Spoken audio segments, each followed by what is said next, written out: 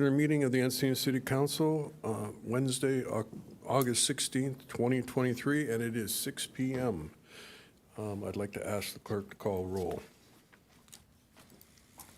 Councilmember Blackwell? Here. Councilmember Ehlers? Here. Councilmember Hinsey? Here. Deputy Mayor Lyons? Here. Mayor Krantz? Here. Record will show that all members of the City Council are present. All right, and if you'd all please rise and join me in the Pledge of Allegiance. Ready? Begin.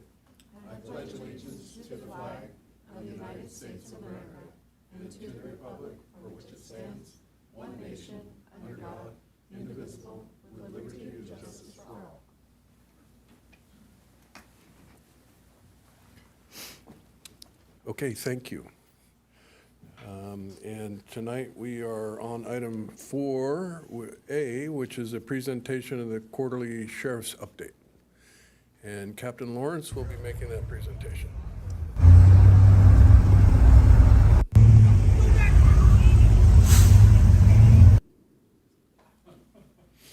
That sounded like one of your motorcycles might have been revving up there. I was expecting the traffic report to come in right after that, you know? Maybe a chopper sound too. Yep.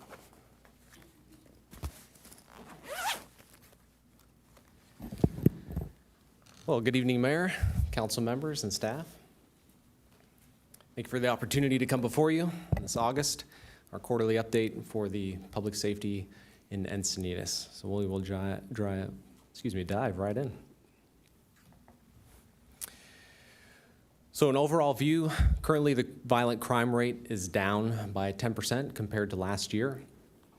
Unfortunately, our assaults and sex crimes related to domestic violence are up within that violent crime category. A lot of stress on people lately and their relationships, combined with alcohol and other things that we see inside the home. So unfortunately, those incidents are up. Some of our strategies to continue to keep the violent crime rate down as we finish out the year, to continue through their summer assault reduction with high visibility patrols in the downtown area of Encinitas. Continue our operations with alcohol and beverage control, or ABC, when they're available, to do undercover operations and other bar checks within the downtown area to make sure that over-serving is not being conducted and other nefarious activities aren't occurring inside of our bars.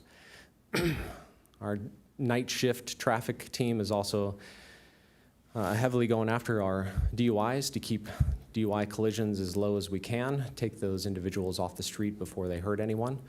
They've had success with increased arrests from this time last year. However, our collisions are up as well, which you'll see later in the slides. And to help combat some of the domestic violence issues that we're seeing, all of our deputies continually hand out resources related to Marcy's Law and other counseling services that are available within the city and the county for individuals that we come across. Property crime related to the city is overall down 15% compared to this time last year. And within those subsets, burglaries have decreased by 32%. Auto theft is down 23%. Theft from vehicles, which is not only people trying to find unlocked doors or breaking into vehicles to steal things, but also catalytic converters, that's down 30% from this time last year. However, larceny theft, and that gets broken down to retail theft, so Walmart, Target, Dick's Sporting Goods, things of that nature, that is up 7% from this time last year. That is a national trend that we're seeing, and we have strategies that we're going to be putting in place and have been putting in place to help combat that the rest of this year. And those strategies include extra patrols in our targeted areas for not only the residential burglaries that we're trying to keep low, as well as the catalytic converters. Use of our LPR technology, those are going to be up and running very shortly from what I understand. We're just finishing up on the permitting process with Flock in the city, so that's very exciting. Drones, we're purchasing a new drone at the station which will give us FLIR capabilities, so at night, more concerned with actually rescues on the beach and in trail areas. We'll be able to have better visibility out in the community at night. Especially with this year, we're experiencing so much of the marine layer. Our helicopter is not able to get out here as often as we'd like them with the low clouds and the weather that they experience. So a drone will give us another avenue to keep the city safe. Educating the community through social media, our coffees with the communities, and our crime prevention specialists, which are very active with neighborhood watch groups, as well as speaking engagements throughout the community. And we're working with San Diego's Organized Retail Crime Association, which is San Diego ORCA, to combat some of the retail theft that we're experiencing. And we really want to get ahead of this before the holiday seasons. We start our normal holiday watch, so this is going to be some of the priority going forward to keep prices down for consumers and crime away from the city and let people be able to shop with the comfort of knowing that their vehicle is not going to get broken into when they're in the store, or that our stores continue to experience the theft.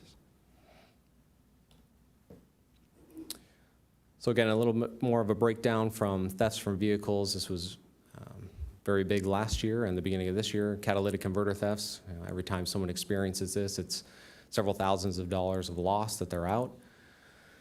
Currently, that's, again, down 61% when we combine all the theft from vehicles together.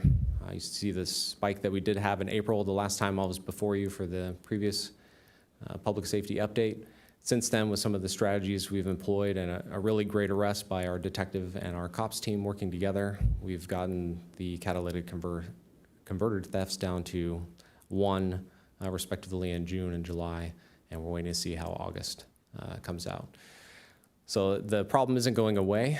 North County, San Diego is still experiencing it, Vista and San Marcos, but thankfully they're not coming our way, and I'd like to think that's some of the efforts we're doing and letting people know that if you come to Encinitas to commit these crimes, we're gonna hopefully find you and hold you accountable. So.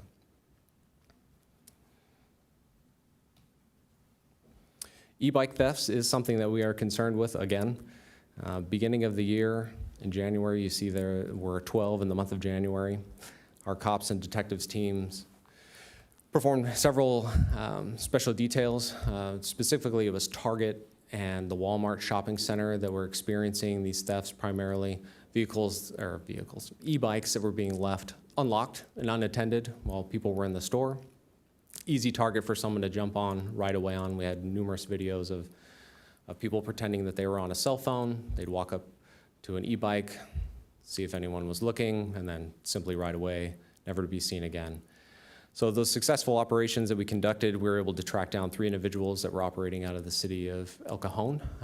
We were able to make several arrests and recover several of the e-bikes that they had stolen to return to their victims.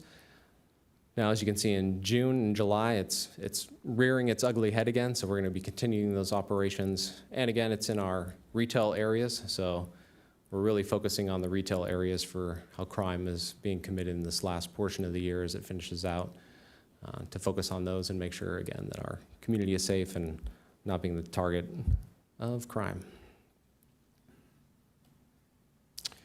Homelessness, always an issue that everyone's concerned about. So our cops team is specifically handles the HOPE outreach efforts. Deputy Wells behind me is the leader of that, and there's 3 other deputies that are on that as collateral duties, so they're very busy. Some of the strategies we've done to focus on homelessness this year is adjust the cops team's hours to give a broader range of when they're operating and they're available for the HOPE team. Again, the city bringing Stephen Gonzalez on board has been a great resource. His knowledge from the county, his relationships that he had already made with a lot of the nonprofits and the shelters, we're able to work in a great collaboration to get the people out there that need services, the services they need, and hold those accountable who are service resistant and causing some of the issues that we make sure that law enforcement action is taken against them, and again, to keep our city safe and clean and avoid those nuisance calls that we get from that. We have noticed in the last month, since the city of San Diego began their encampment ban, that our count is going up a little bit. We're seeing some new faces from San Diego that we've never dealt with before. So our cops team, the HOPE team, is very active out there contacting those individuals, making sure that they know that we know that they are in town, and if they're going to behave inappropriately, that they're not welcome here and we take the appropriate action. But if they weren't able to get the services in San Diego that they needed to really get a better start on life and restart, that we make those available to them. So a lot of outreach effort is still being handled through the HOPE team. So a great collaboration.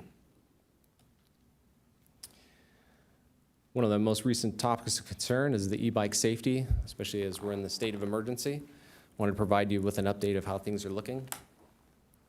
So as you can see, the accidents year to date, compared to previous years, 44 last year, e-bike accidents total. So far this year, we're at 11, which is a great reduction. If we go based on end of year, we were where we might be statistically. I think that has a lot to do with not only the state of emergency, we're really bringing it to light. A lot of news and media attention, a lot of social media attention. The schools are doing a lot of work to get classes done. The city staff have done an excellent job on providing extra resources with San Diego Bike Coalition for additional classes, and then my deputies as well being out there in the community. As you can see, since this really came to light, 54 citations have been issued, but I think maybe just as important, you see on the right there is we partnered with 7-Eleven to provide kids that we see out on the road that are obeying the rules, wearing their helmets, they're in the bike lanes, they're using the crosswalks when they should, using their signals. We've handed out over 110 free Slurpee coupons, which just some positive reinforcement to good behavior out in the field. And then it helps us keep a good relationship with our youth out there as well. Sometimes we have a bad light anyway when we come to deal with youth. You know, they may not be receptive of how we engage with them, so this gives us a positive interaction with them as well. So some community building opportunity that we've enjoyed taking. This month so far, we've had one e-bike collision, minor injury. So we're hoping that we can keep that at one. And we're looking forward to participating with some of the schools as they start their own permitting classes that they're going to be handling up and from now through October, since they have so many students that they want to push through to get the permitting process done so that the children can ride to school. So many of our deputies will be participating in that class, and myself as well at some of the presentations around the city. So looking forward to getting more word out, making more awareness, and a collaborative effort with not only the schools, the children themselves, but as parents, you know, sending the kids out the door, making sure that they're properly equipped and that they're reiterating the rules of the road that their children should be following as they go outside as well, making sure those helmets are clipped, staying in the bike lanes when necessary, and being good stewards of the road with everyone else. Some general activity, a lot of questions about stats around the city. Our main website puts these up. So year to date, 2022 versus 2023, CFS stands for calls for service. So those are the amount of calls that your deputies are responding to just within the city of Encinitas. So that's not only 911 calls, but also the administrative line calls for non-emergencies. So as you can see, they're quite busy. It's a lot of calls for service. Even with the reduction from last year, still 10,000 calls for service in 8 months is a lot. DIA stands for Deputy Initiated Activity. So when they're not on a call for service that they've received from the public, this is them proactively going out and doing foot patrols, extra patrols in neighborhoods, traffic enforcement, contacting unhoused individuals, either with the HOPE team or suspicious persons on their own that they see in our retail shopping centers, neighborhoods that don't look like they belong there, or at least we should ask some questions to someone who might be behaving suspiciously. 745 total arrests this year so far, and within that includes 71 DUI arrests as we've tried to ramp up some of our DUI enforcement to keep the roads safe. And again, unfortunately, we've had more DUI accidents this year, even with the DUI arrests going up. So that's a strategy, our traffic unit, we're still trying to wrap our heads around how we can improve the arrests leveling off as well as the DUI accidents leveling off. As you know, vehicles, a lot of momentum behind them, especially when they're being operated by someone who's impaired. A very dangerous situation, so we want to try to keep those off the streets as much as possible. So again, we're still working on that. And if anyone in the community or in council has any ideas, we'll take those as well. As we close out 2023, we still have 4 months to go. The focuses for the remainder as iterated previously in the presentation. So we're going to be continuing with our e-bike education and enforcement. Traffic enforcement, that's our #1 complaint throughout the city, not just the e-bikes, but mainly the vehicular traffic. One this evening before I started the presentation, someone came up and expressed some concern in a particular area, which our traffic unit goes on a rotational basis where the complaints are coming in, plus the statistics of where collisions are occurred. So they get pulled in a lot of different directions, and average month, they're writing 450 citations in the city of Encinitas alone. So as enforcement continues, we hope that that equals more education and safe driving, but unfortunately, we're still having to write about 450 citations a month, and we still see some things. So we'll be out there doing our part of that work still. We're still going to be working on the homelessness issue, especially as, again, stated, the city of San Diego has their camping ban and is going to be displacing individuals to other communities. We're going to continue to work with the HOPE team as diligently as possible to make sure that not only a resource is being provided, but enforcement activity is taken when necessary. And then again, our retail theft as we close out the year and get close to the holidays, keep prices down for our shoppers and keep our city safe. So, with that, I'm available for questions. Okay, and I would point out that we are going to have a special meeting starting at 4 o'clock a week from today, the 23rd. We're going to have a presentation on the homeless action plan and other updates with regard to homelessness in our community. So I would encourage anybody who has concerns or questions to participate in that meeting. Councilmember Ehlers. Yeah, just a simple question, but at first, thank you. I really appreciate the data, and I'm sure we all do up here. One question, sometimes we see statistics on crime that include Solana Beach, San Diego, Del Mar. Do the numbers you're reporting tonight, are they just Encinitas within our city boundary? Correct. These are Okay. just Encinitas specific. Great, that was my question. Councilmember Hensy. Thank you. Yeah, I want to just call out a few positive things that I've received updates about recently from members of the community. And one is really positive feedback about the deputies handing out the caught being good Slurpees to bike riders that are, practicing their best behavior. People have been really excited to receive those, and it's such a small thing. I think it goes a long way. And maybe we could even extend that to some of our school sites where crossing guards could be passing out Slurpees for good behavior as well, because that's something we constantly hear about. And I also want to thank your deputies for taking part in yesterday's first day back to school for our local elementary schools. I understand they had a sheriff's presence at many of our elementary schools, and that helped a lot. And also positive feedback on the diversion program. So even parents whose kids are caught doing the wrong thing, they're still grateful that you're catching them not wearing a helmet or not buckling their helmet because you potentially saved that child's life. So really great work on that. Thank you for extending your services in that way to answer the call that I think our community has made. So just a few ideas on the issues that you brought up to us.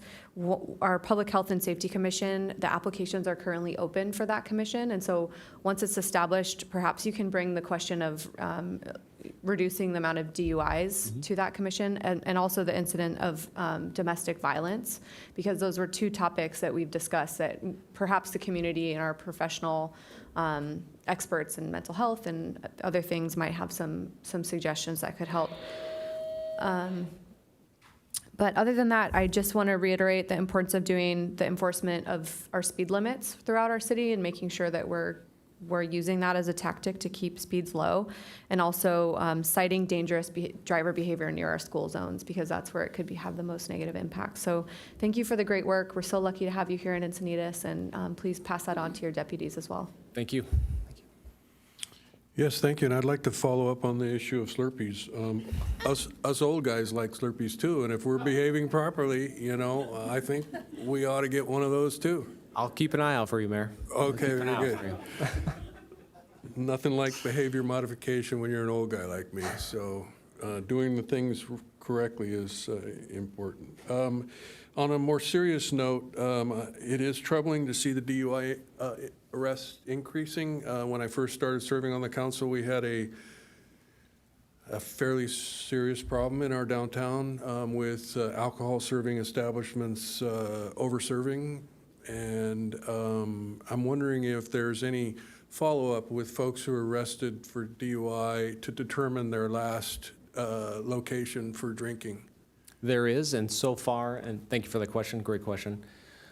So far, most of the DUIs that we are, and I don't have a specific number, so I'm speaking anecdotally right now, just based on what I've observed, home use, so drinking at home, or drinking at a friend's house, or drinking at a party, and then getting caught for DUI. So for how many establishments we do have, there is a heavy rideshare presence that's down there, as well as people doing best practice of having a designated driver.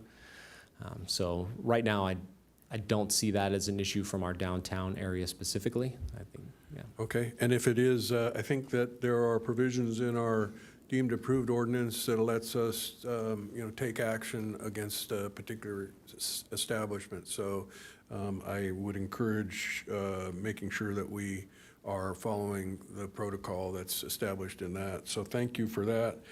I do think it's really important that we stay focused on that particular issue because bad things happen if it's left to foster.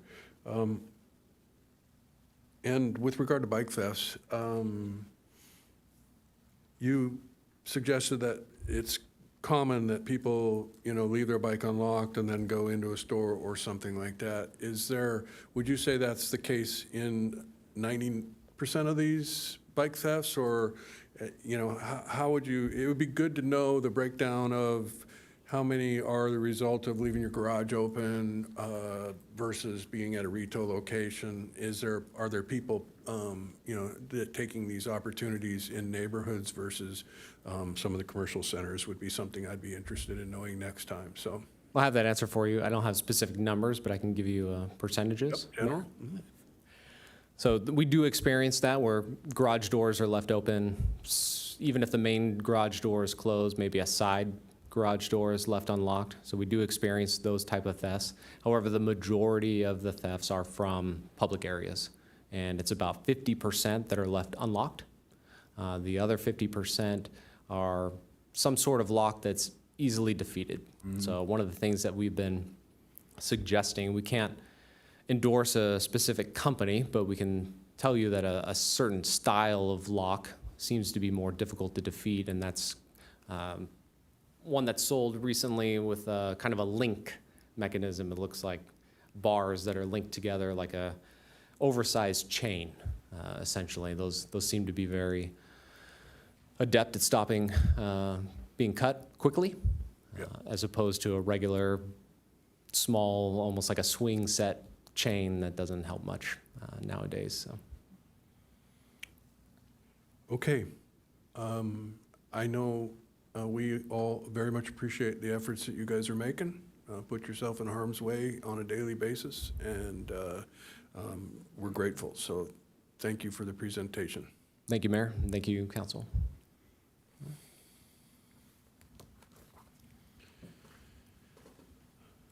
Okay, oral communications. Yes, Mayor, we do have 5. The first 3 speakers, Trina Priest, Wendy Shalou, followed by Mark Maville.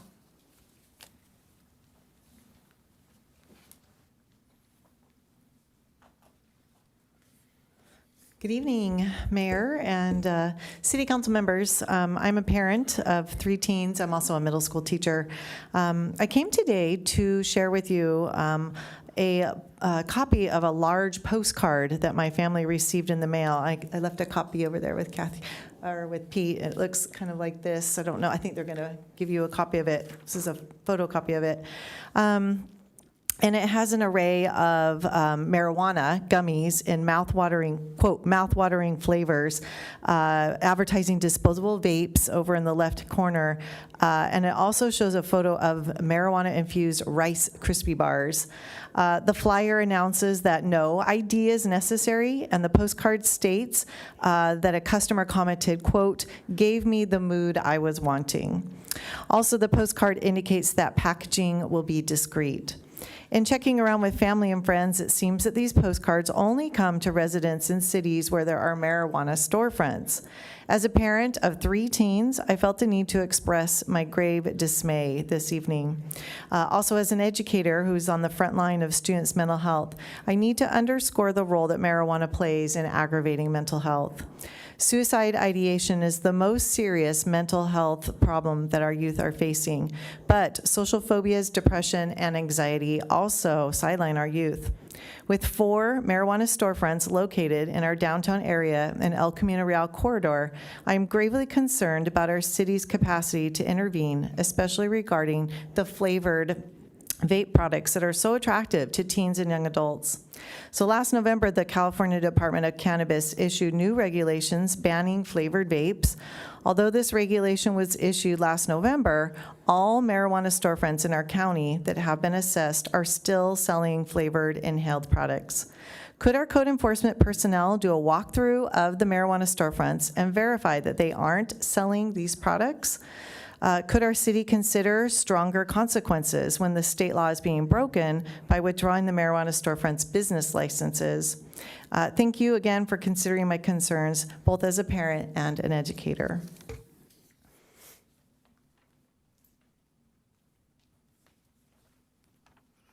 Good evening, Wendy Shalou. I know you all. Thank you for granting us permit parking February 22nd.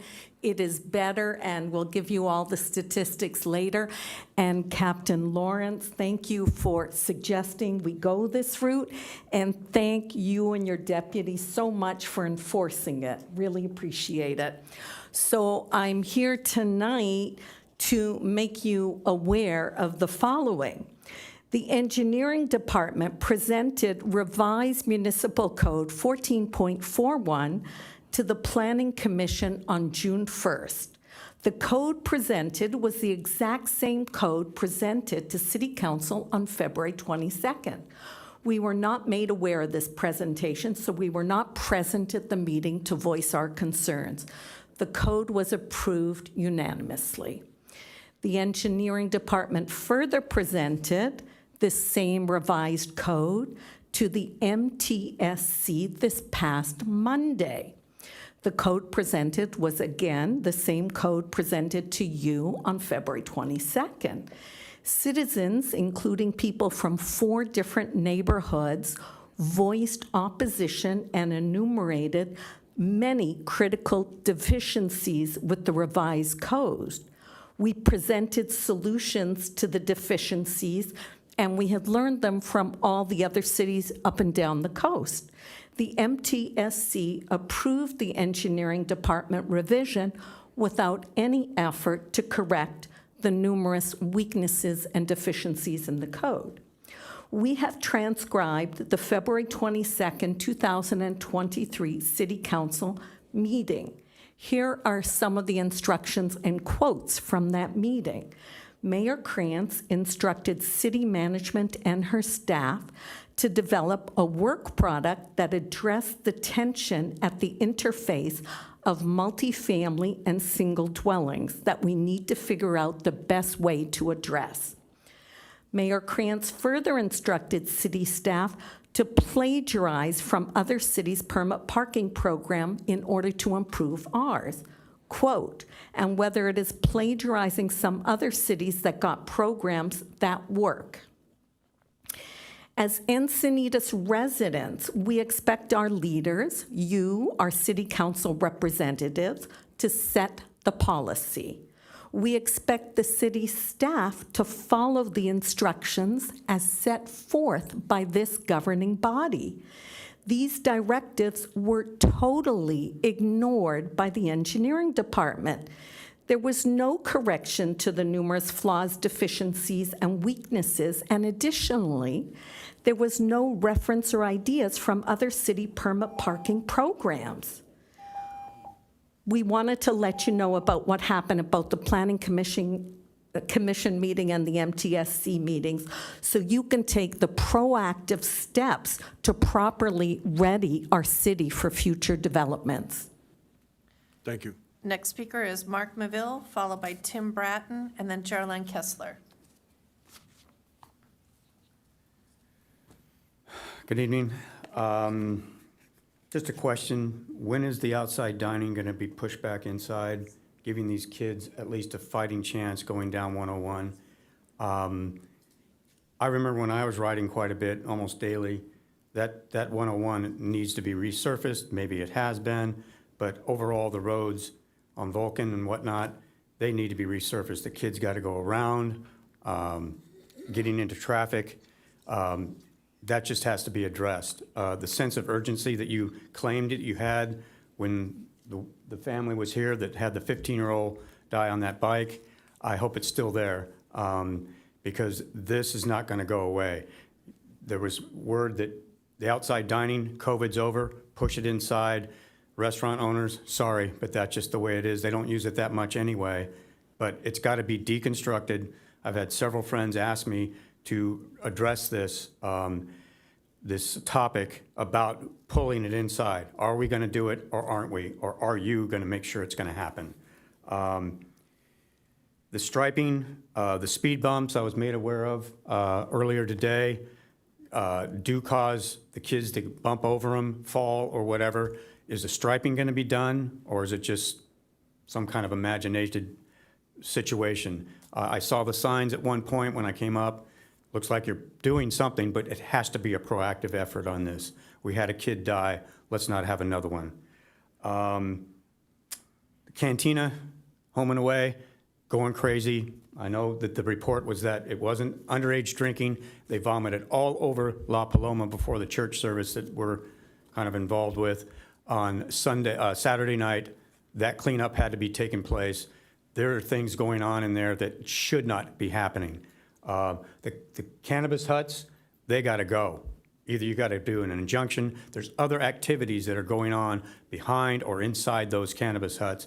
It's just perpetuating the drug issue or problem that we should be concerned about with the youth that that fine lady was talking about. And I don't know. It just got to be, these efforts have to be taken care of. It's for the people, not tax revenue. I don't care what tax revenue you're gaining from Home and Away and First Street Bar and all these other inappropriate places. We don't need cantinas in Encinitas. Maybe a sports bar, that's what it's supposed to be. He's doing construction now, no permits, and making it into a Studio 54, Friday and Saturday nights only. And the noise abatement issue, it's out of control. So bring it to your attention.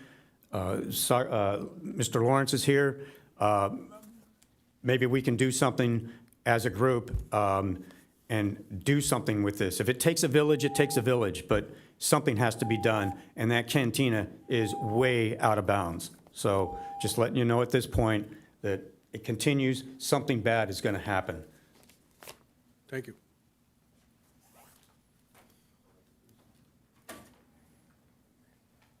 I don't see it in the window. Doing a lot of work. Can you ask Roy? Oh, thank you. Mayor Kranz and City Council, good evening. My name is Tim Bratton, and today I represent the voices of countless citizens deeply concerned about the safety of our railroad crossings, both present and future. Firstly, I wish to commend the City Council for taking the initial step in addressing our community's concerns by approving funds for the design of safety improvements needed to implement a quiet zone.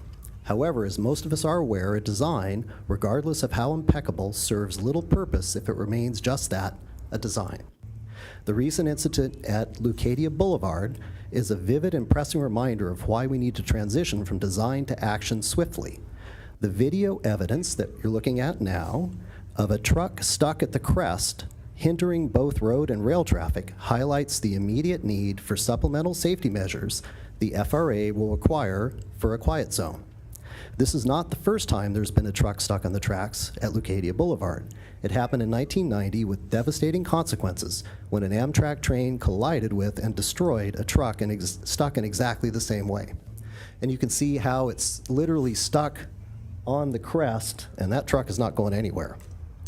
At that time, the driver said the sign was useless because by the time he saw the sign, he was already stuck. While we are making strides in creating the blueprint for a safer infrastructure, it's paramount we ensure these designs transition seamlessly into construction. To do this, we need to secure the funding. I implore the council to prioritize grant writing for the project. By actively seeking and securing funding from state and federal sources, we position ourselves to initiate construction as soon as the engineering design receives the necessary approvals from the CPUC, NCTD, and FRA. The recent Leucadia Boulevard incident gives us undeniably strong case for why these funds are not just warranted, but essential. To conclude, we've made commendable strides in laying the groundwork. Let's ensure we see the project through to its full realization. Let's move proactively, prioritizing grant writing so we are posed to act swiftly, turning our safety designs into safe crossings. Thank you for your commitment to our community's safety and well-being. Thank you.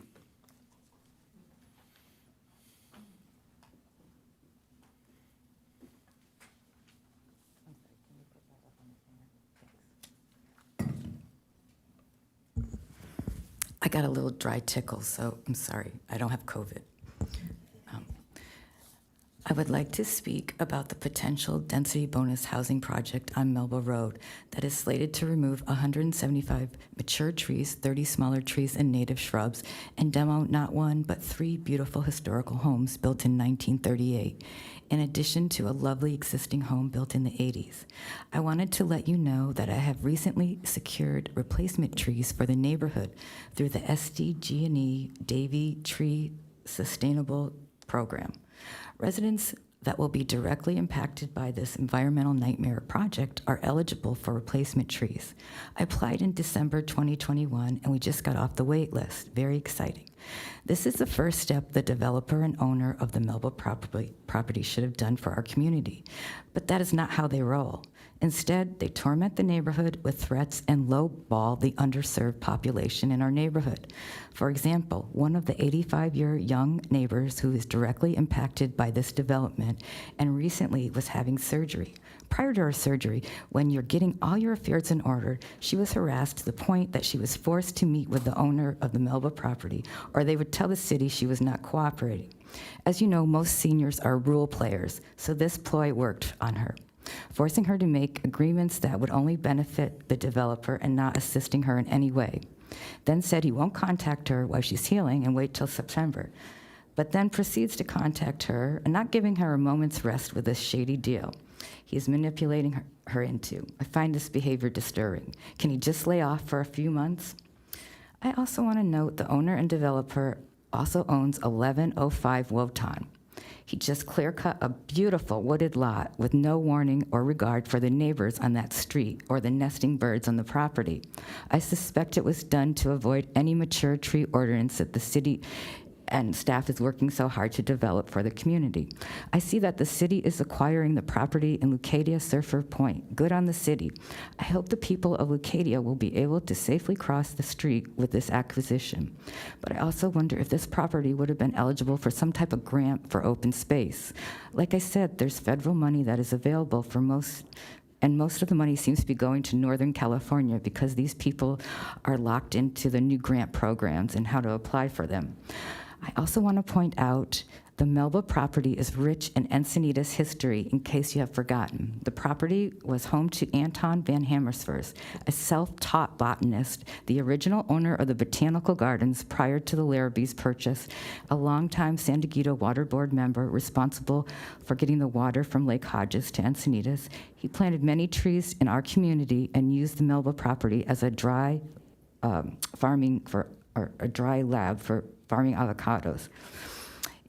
Please help our community acquire this property like you did with Surfer Point, with soft green infrastructure, a bond, or community funding. It's the last bit of open space in our neighborhood and serves as a linear park and an unofficial wildlife corridor. Thank you for listening. This is my vision. Mayor, that concludes oral communications. Okay, thank you. And we did have a closed session today, so the city attorney will now report out from that closed session. Thank you, Mayor Kranz. The City Council met on 4 items in closed session, as indicated on the closed session agenda report from the special closed session meeting. The first item was closed session, conference with legal counsel, existing litigation. That was for Encinitas Encinitas residents for responsible development. Number 3 versus City of Encinitas et al. Case number 37-2022-003664-CU-WM-NC for North County. The city council met. Councilmember Ehlers recused himself from that closed session item, and the city council took no reportable action when in closed session. The second item, closed session, conference with legal counsel, whether to initiate litigation under Government Code Section 54656.9, subsection D4, one number of potential cases, one case, and the city council took no reportable action while in closed session on that matter. Closed session, the next item, number 3, closed session, conference with legal counsel, existing litigation, Government Code Section 54958.9, Davis et al. Versus City of Encinitas, case number 37-2020-00030315.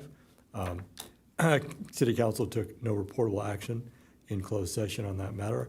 However, Councilmember Hinsey did recuse herself and did not appear on that closed session item. The final matter was closed session, conference with legal counsel, existing litigation, Government Code Section 54956.9, Vatic Life's Forbidden Juicery Limited Liability Company versus City of Encinitas et al. Case number 37-2020-21, 0001271-CE-IE-NC, and the City Council took no reportable action while in closed session on that item. And that terminates the closed session report. Okay, thank you. City Clerk, are there any changes to the agenda? There are no changes to the posted agenda. And then moving to the consent calendar, item 8G has been removed by members of the public. Okay, so that leaves 8A through 8F still on consent, and so I would entertain Tony, I'd like to pull F. F. So 8F is also pulled, so that leaves us with 8A through 8E. I'll move approval of the balance. And I'll second.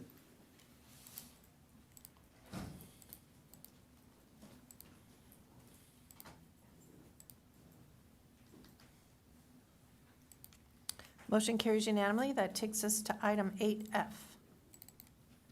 Okay, so do we want a staff report? Yeah, actually, I think what I want to do is we got the memo today, and I wanted to go through that a little bit. Of the what? We got a memo or a letter, an email response to all the council, and there's a table in there I'd like to understand a little better. So maybe a brief staff report, and then maybe we can bring up the table. I don't even know if there's no table number.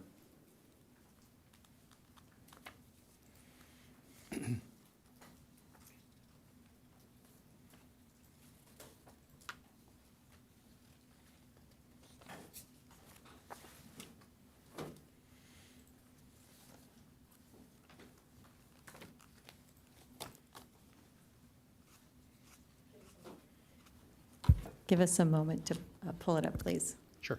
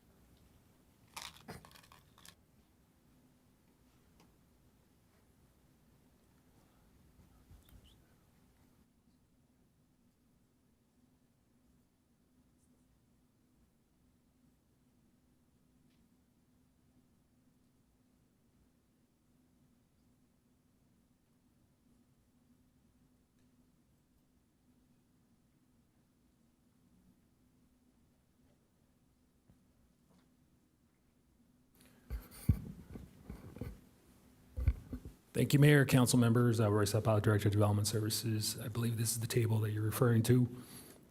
Councilmember Ehlers? Do you have any specific questions, or would you like for us to just? I guess you could frame what this is. It's a grant, HAP grant, the application, et cetera. I don't need a full staff report, and then pretty much the same questions I have asked and asked originally in my briefing, and I think I had more follow-on questions now to really understand what's going on here versus what's in the HAP grant application. Okay. So I'll turn it over to Patty to describe what the grant is for, and then we'll get into the details of the tables that's on the screen right now. perfect. So this is cycle 2 of the Sandag HAP grant that we were successful getting cycle 1. And so this is cycle 2, which is a little more specific in its criteria. And we are asking for $173,000 for updates to our municipal code and our LCP to ensure consistency with density bonus law, as well as the new AB 2011 and SB 6. And then $400,000 for adjunct staff services. So when I went through and read, and this application's already been put in, and I understand the timing and why, but when I read through it, here's what I walked away with. It gives me, I guess, heartburn is the best way to put it. I understand the need and the desire. Some of the quotes in there from the groups like E4E is that affordable housing is imperative. Keys for Homes, I think Bob Kent said it'll move the needle on affordable homes, and it's imperative that we get more affordable homes, and I think we all agree with that. But then I see in the back half of the report, it talks about increased density, lowering barriers to builders, and being able to approve high-density projects faster and move us more to high density. I don't see the connection between the two necessarily. In other words, what's going to drive the significantly higher percentage? So I asked the questions I did during staff meeting or during my briefing, and this report that you have up there right now highlighted exactly what I'm concerned about. In the report, we say that we have enough buffer, that our housing element is zoned for more than 150% of the capacity that we're required. Factual statement, correct statement, but if you peel it back one level and look at the 4 different categories we have to provide, as we all know, we always have plenty of above moderate. In fact, we're overbuilding in above moderate. For moderate, we usually are close to break even or slightly short, but rarely have much to make up. And it's really the very low and the low where we are substantially underbuilding, and historically have always underbuilt, and in fact, most of San Diego County is underbuilt in that. And the numbers bear that out here. So if I look at the top portion of the, whatever you were on there was perfect. Yes. Let me finish where I was going. So if you look at the top portion, the upper right-hand corner, you see very low and low, they're put together. We have a remaining RENA requirement of 747.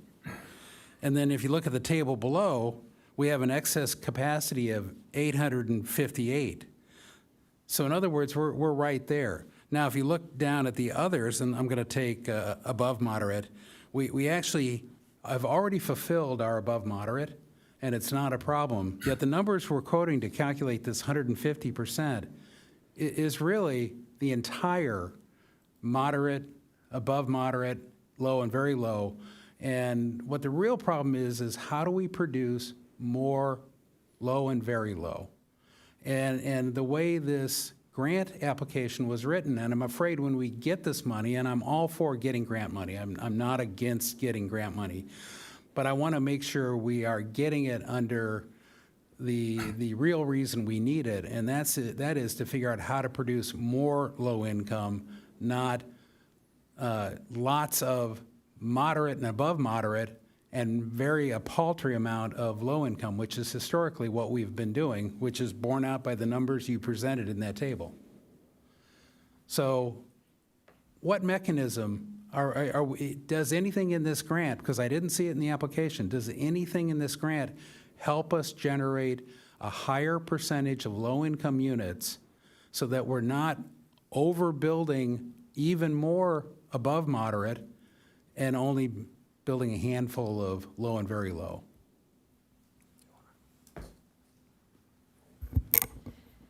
So the context in which we framed the references to higher density, it's really in a reaction to the El Camino Real specific plan and the new housing bills that we're going to be talking about later, because with those two bills, AB 2011 and SB 6, they inherently allow higher densities that we allow.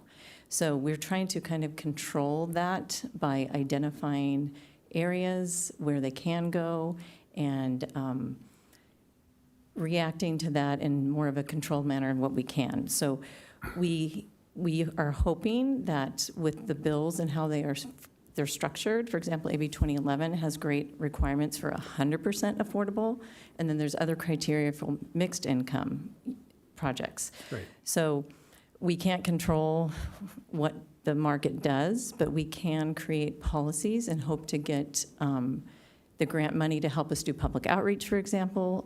Part of this grant is to hire a public outreach firm to really engage our low-income and BIPOC communities, to really focus on the low-income needs that we have for those residents.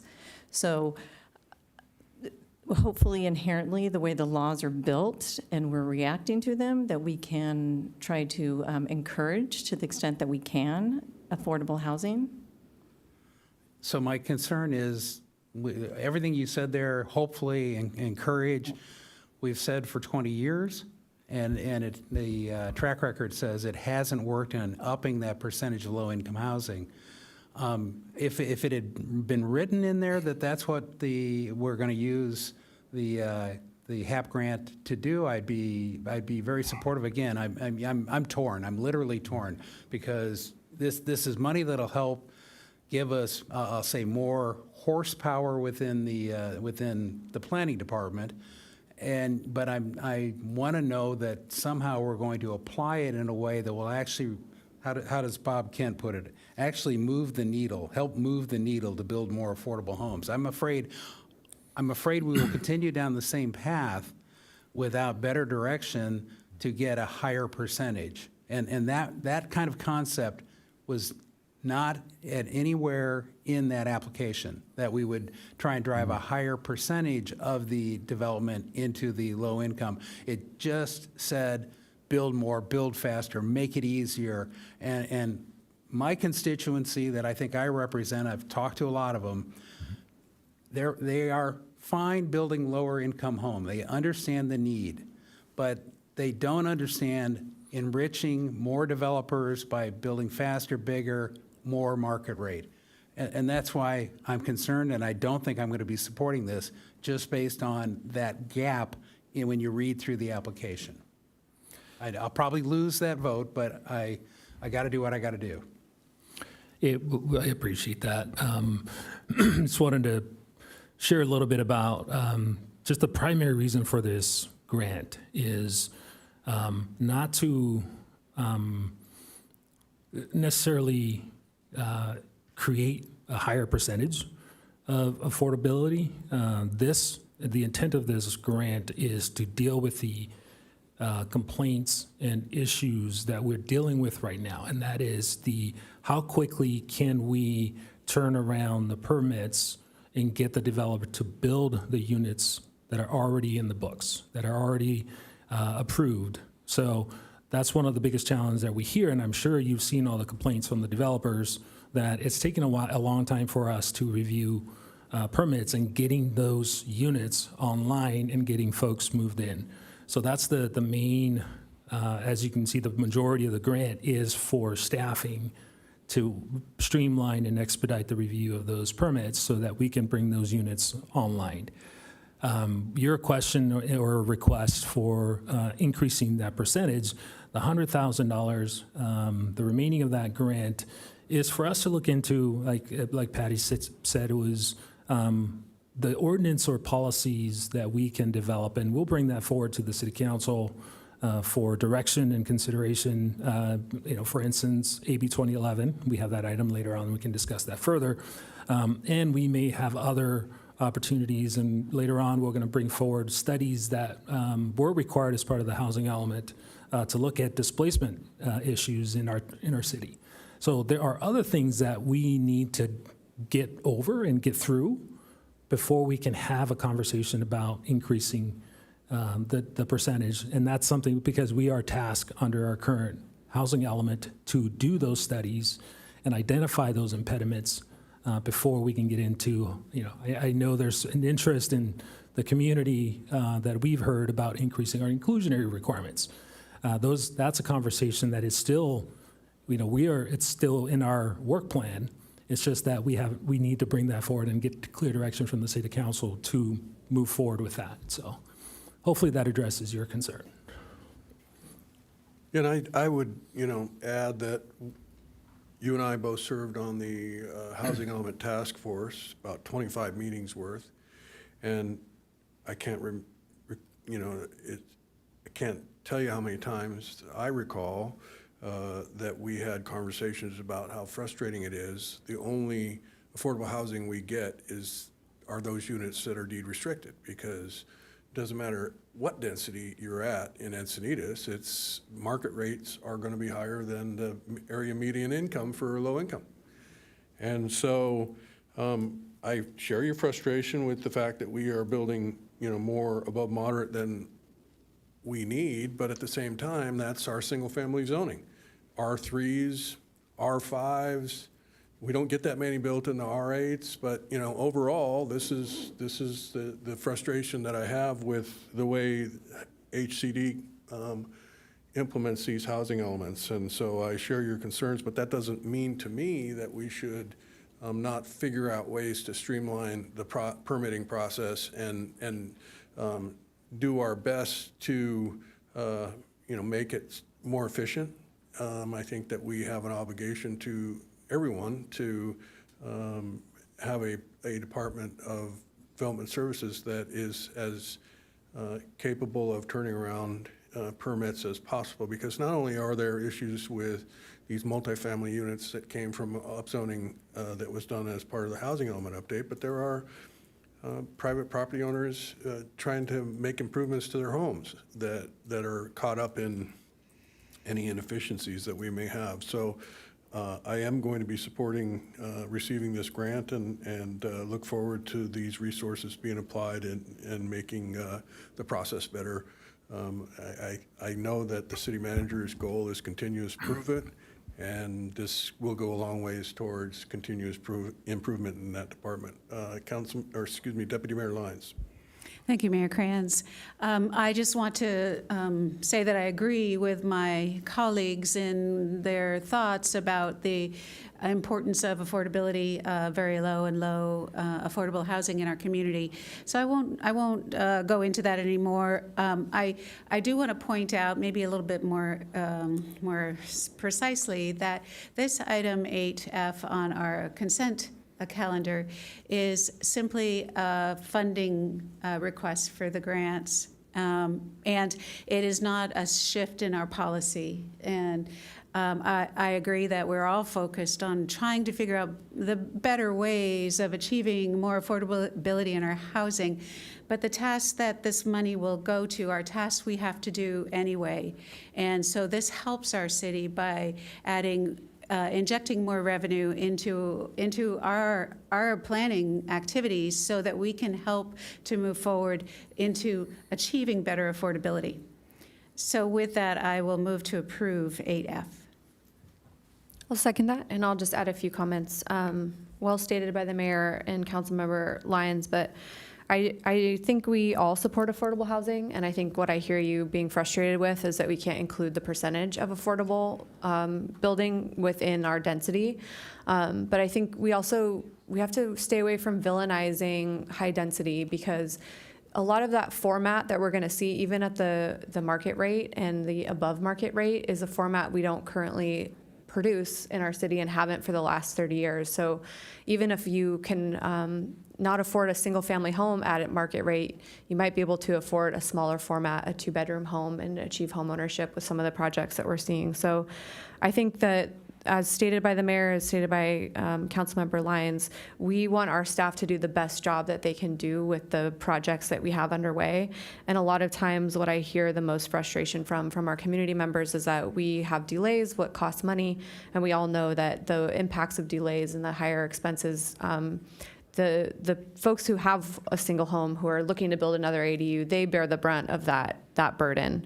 And then the last point I want to just make really clear is that we as a city have embraced a lot of the values around what HCD is asking us to do, which is to intentionally diversify our community, make sure that we are removing obstacles to permanent housing for folks who have been historically marginalized in cities like Encinitas. And so I really support having the extra bandwidth for our staff to be able to do that and undergo that process, because we see a lot of things at the high level here, but getting down into the granular details of why somebody who might be living with disabilities might not find a place in Encinitas, and we want to make sure that we're intentionally creating those opportunities. So I'm happy to support this grant application tonight. Councilman Raylers. So, I obviously support having extra funding, because I have, as Director Sapow reported, I've seen the effects of delayed approvals, both Planning Commission experience and even here on council.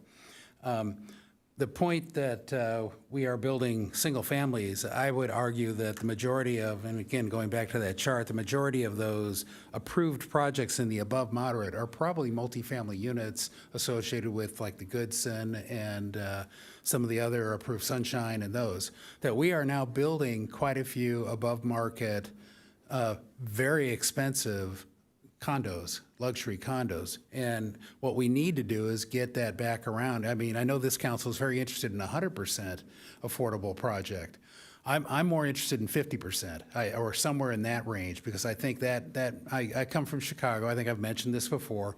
And in the 60s, the 100% got blighted very quickly within decades. I don't think that would happen per se here, but I'm a firm believer that when a good portion of the people living in a development have equity in the project there, it grows, it gets better, and it helps. It helps bring the entire project along.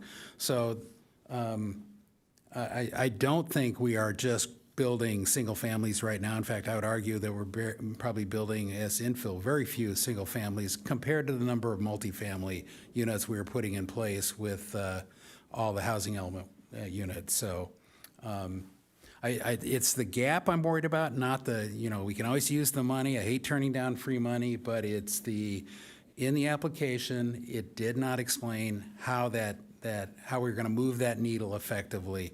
And so I'm going to vote no in this case.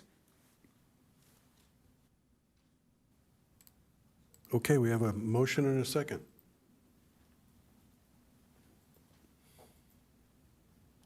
Motion carries with Councilmember Ehlers voting no.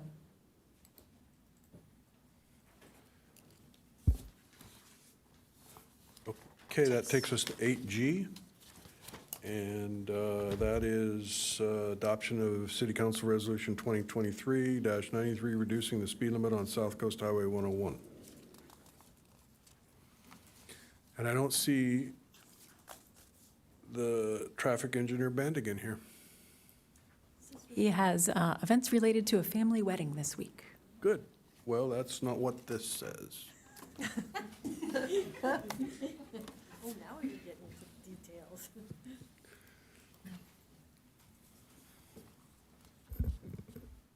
All right. Thank you. Good evening, Mayor, Council, members of the public. My name is Jill Bankston. I'm the Director of Engineering. With me tonight is Ian Barr, representing our Traffic Division. And we're here to provide some information on our recommendation to reduce the speed limit on South Coast Highway 101 between the Swami's pedestrian crossing and Chesterfield. So this is a vicinity map of the portion of South Coast Highway 101 that we're proposing to reduce the speed limit from 40 miles an hour to 35. North is to the left in this map, so you see Chesterfield at the south end and Swami's Ped Crossing at the north end. For your reference, this is a citywide speed limit map on our major corridors. So you can see the area I've highlighted is the area we're proposing to change. Just south of this area, we have an existing speed limit of 35 miles an hour. Currently, it goes to 40 miles an hour throughout this segment, and then it flips back to 30 miles an hour north of this segment. So a little background information on how speed limits are set. Our Manual of Uniform Traffic Control Devices, or MUTCD, and the California Vehicle Code say that speed limits are set based on the 85th percentile speed that drivers are driving. So if you get a radar out there and you peg 100 cars, it's 85% is where 85% of the drivers are driving at that speed or below. And to allow continued enforcement and ticketing of speeders, these speed limits are reevaluated on a periodic basis. And anytime you change the roadway configuration that's going to change driver behavior, you are entitled to reevaluate the speed limit. So again, this is the speed limit survey process, the engineering and traffic survey. So radar gun out there, you get at least 100 vehicles. 85th percentile based on the data you collect. And then when you get that speed, you round it to the nearest 5 miles per hour. And then if there are extenuating factors like lots of pedestrian activity, lots of bicycling activity, then you can round that down 5 more miles per hour.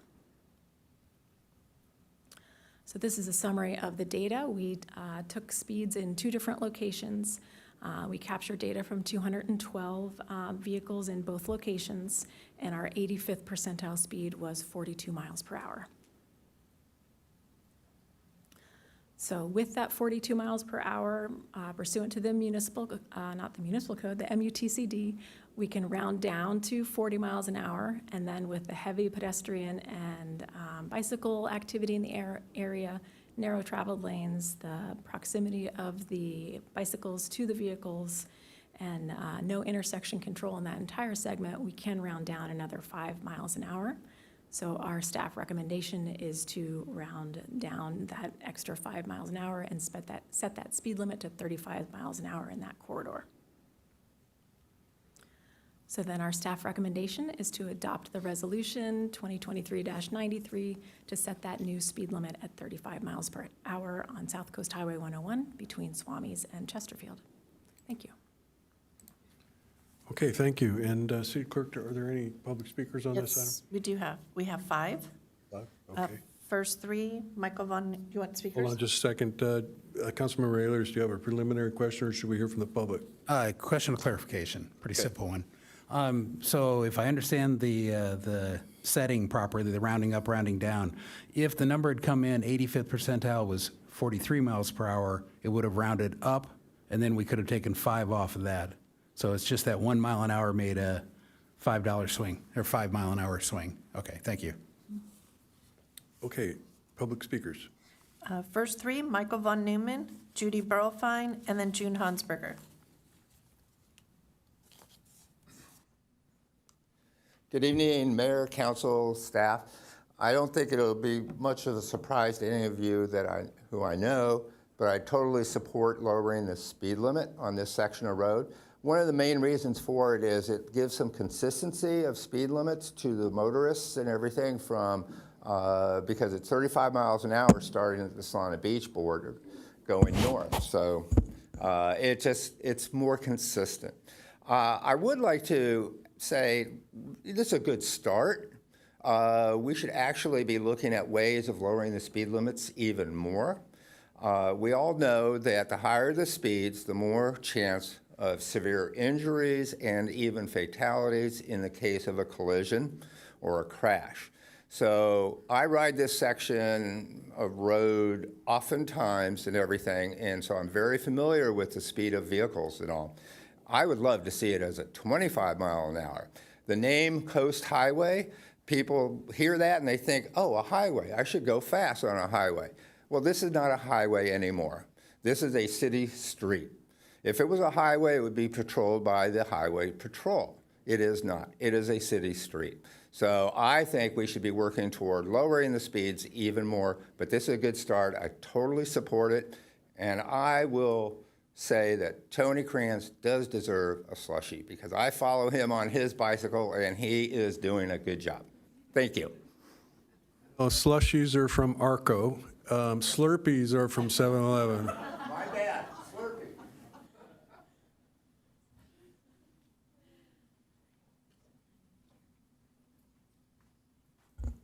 Hi, I'm Judy Burlfine. I support everything Michael said. I wish I'd heard your discussion before we give our comments, because I'm a little perplexed why something like this would be pulled, because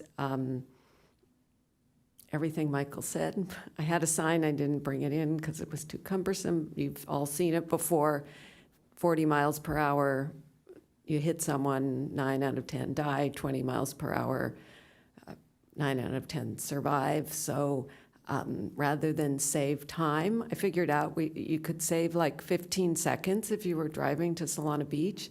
If the speed was 40 miles per hour, let's save lives. Thank you.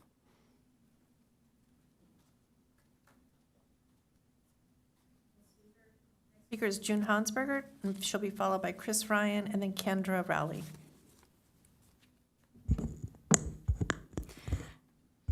Good evening. I'm here in support of this resolution. I agree with the two fellow speakers. Lowering speed limits will save lives, and I think it's really important that we make this happen for all the citizens that are using this corridor to walk, bike. We need to make our city safer, and I appreciate city staff coming up with this, so thank you very much. And I appreciate you guys taking the time to listen tonight, and I really hope that you all support this resolution to lower the speed limit and make our city safer. Thank you.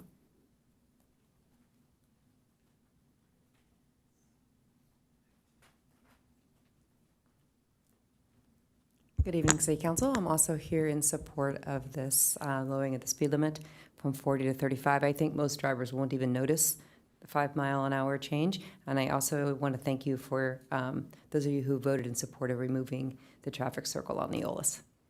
Thank you.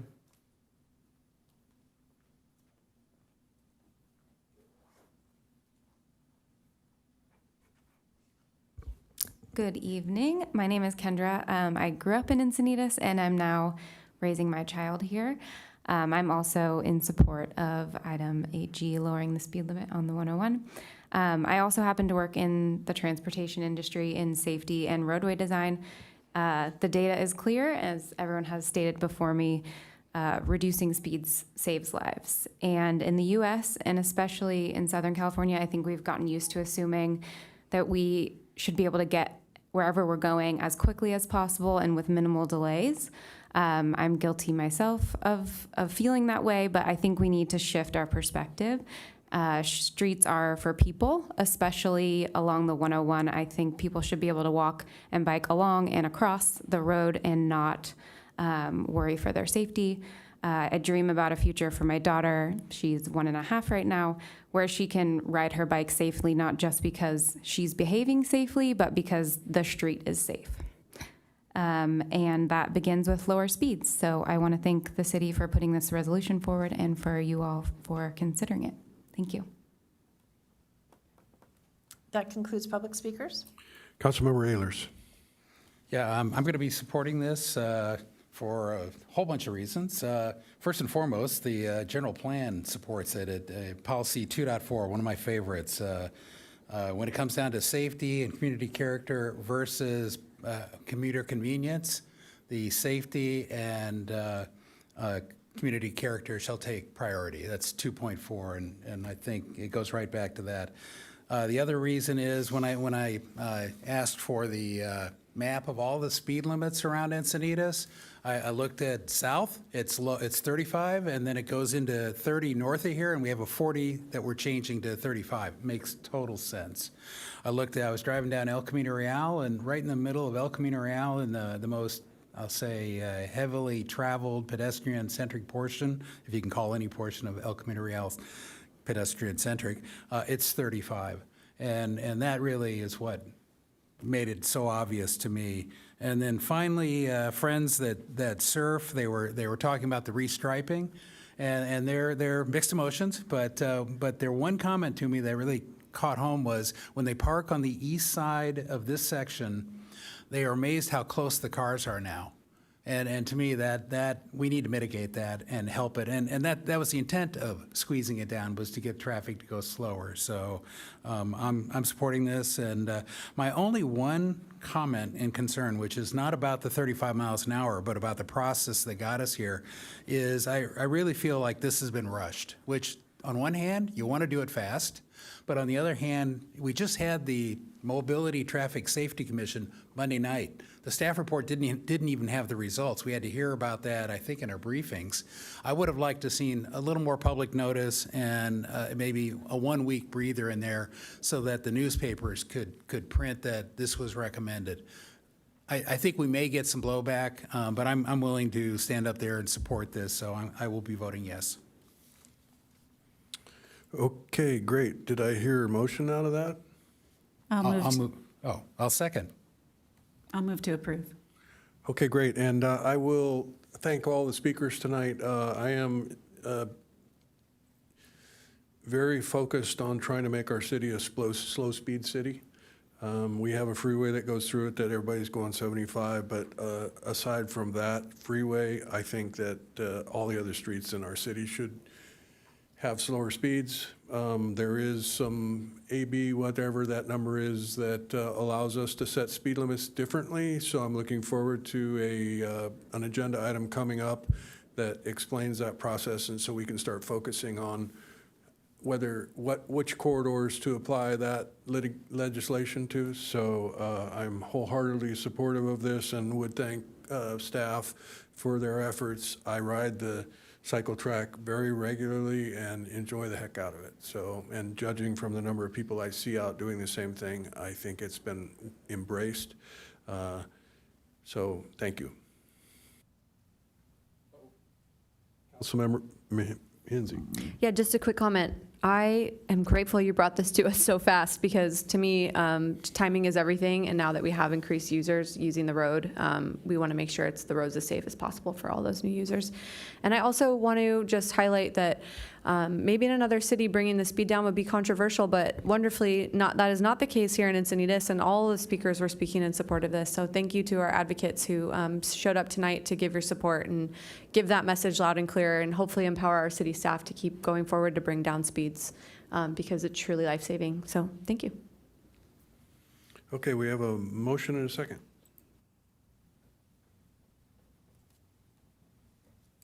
Motion carries unanimously. Okay, fantastic. Thanks again to all the speakers. And with that, we move into our action items, starting with item 10A, which is the City Council to consider and direct staff to initiate an ordinance implementing new housing legislation that went into effect on July 1st, 2023, as enacted under Assembly Bill 2011 and Senate Bill 6. And it looks like Planning Manager Anders is here to tell us all about it.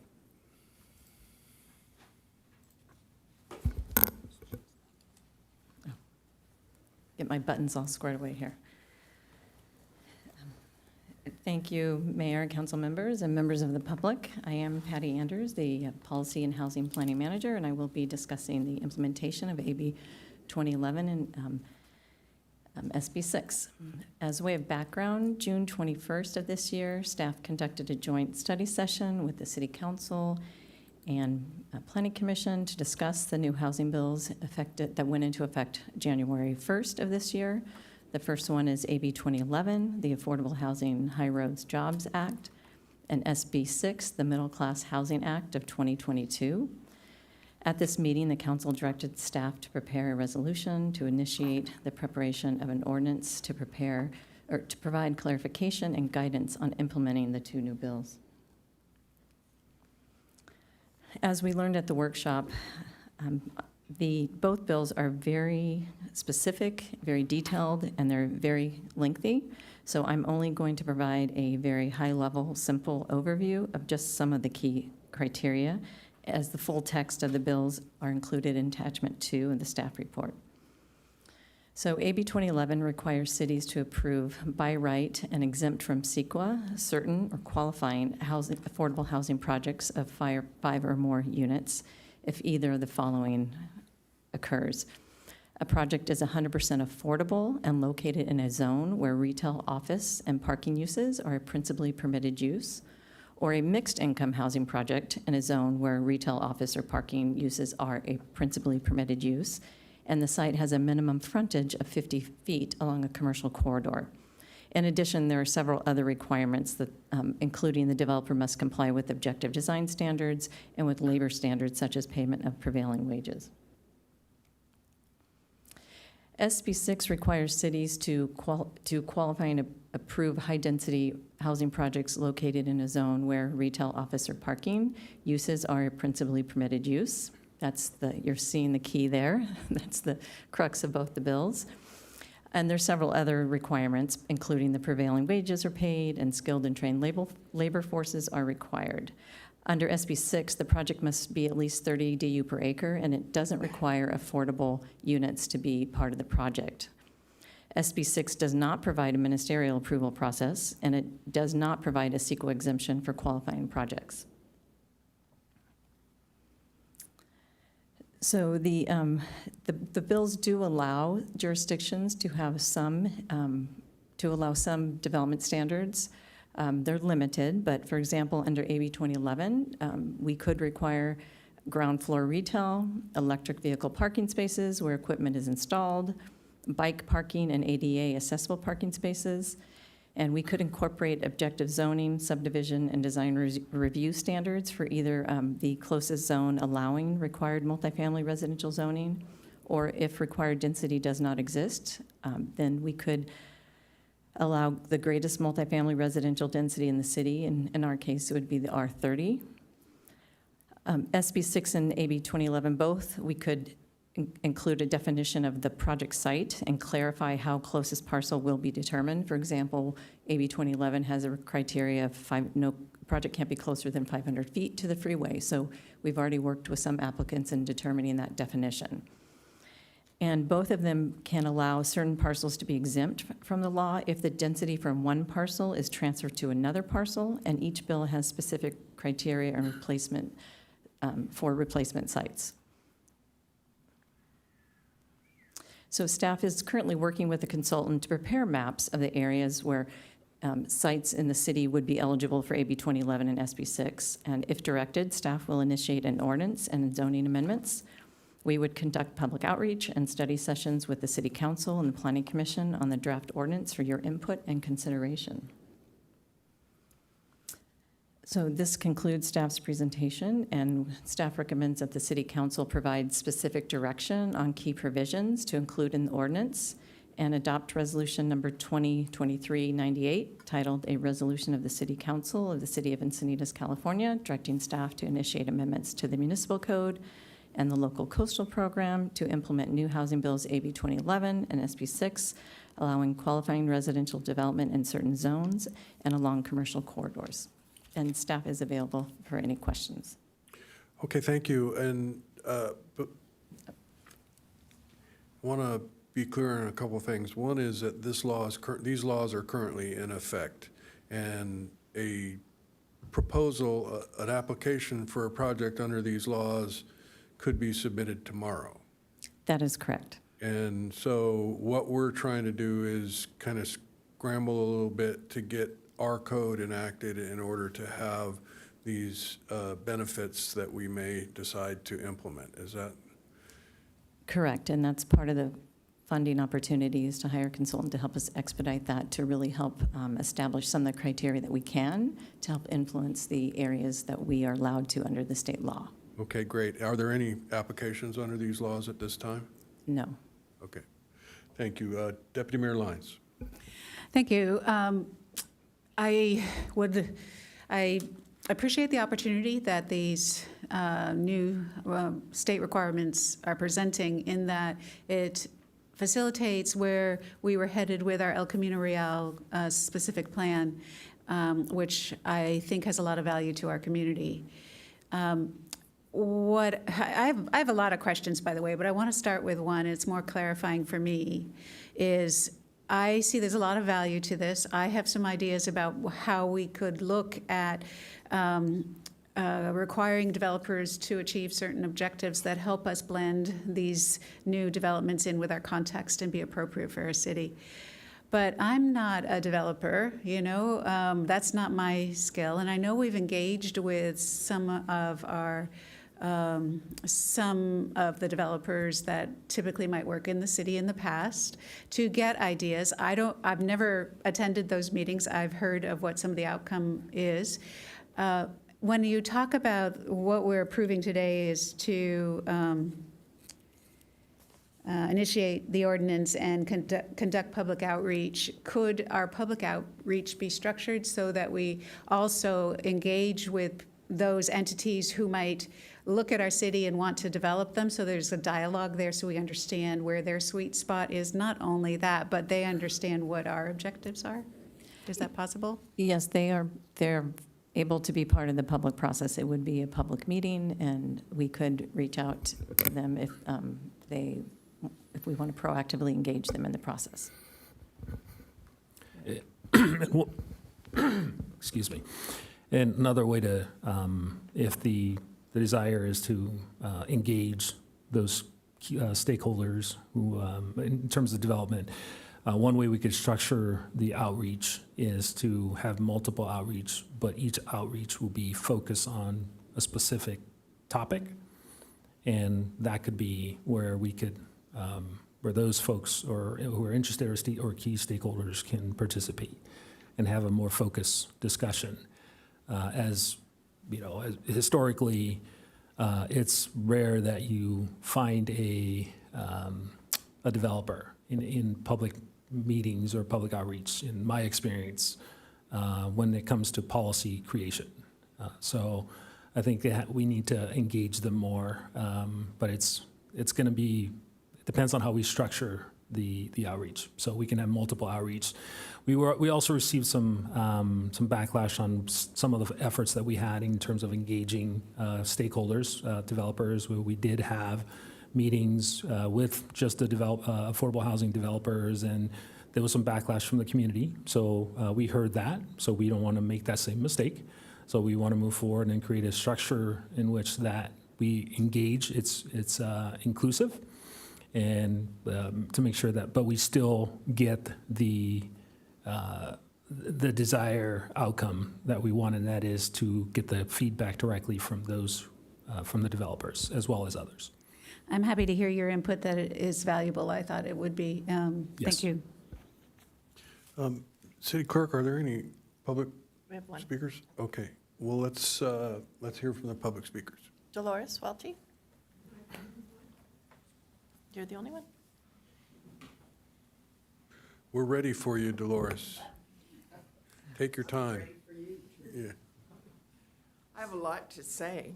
Not all of it's on the subject, so I'll stick to the subject. I'm glad you're looking at this, and yes, this is a place to develop that we have thought about when they told us to put it on empty space. But at the same time, as we are building so many houses, and I'm wondering about open space.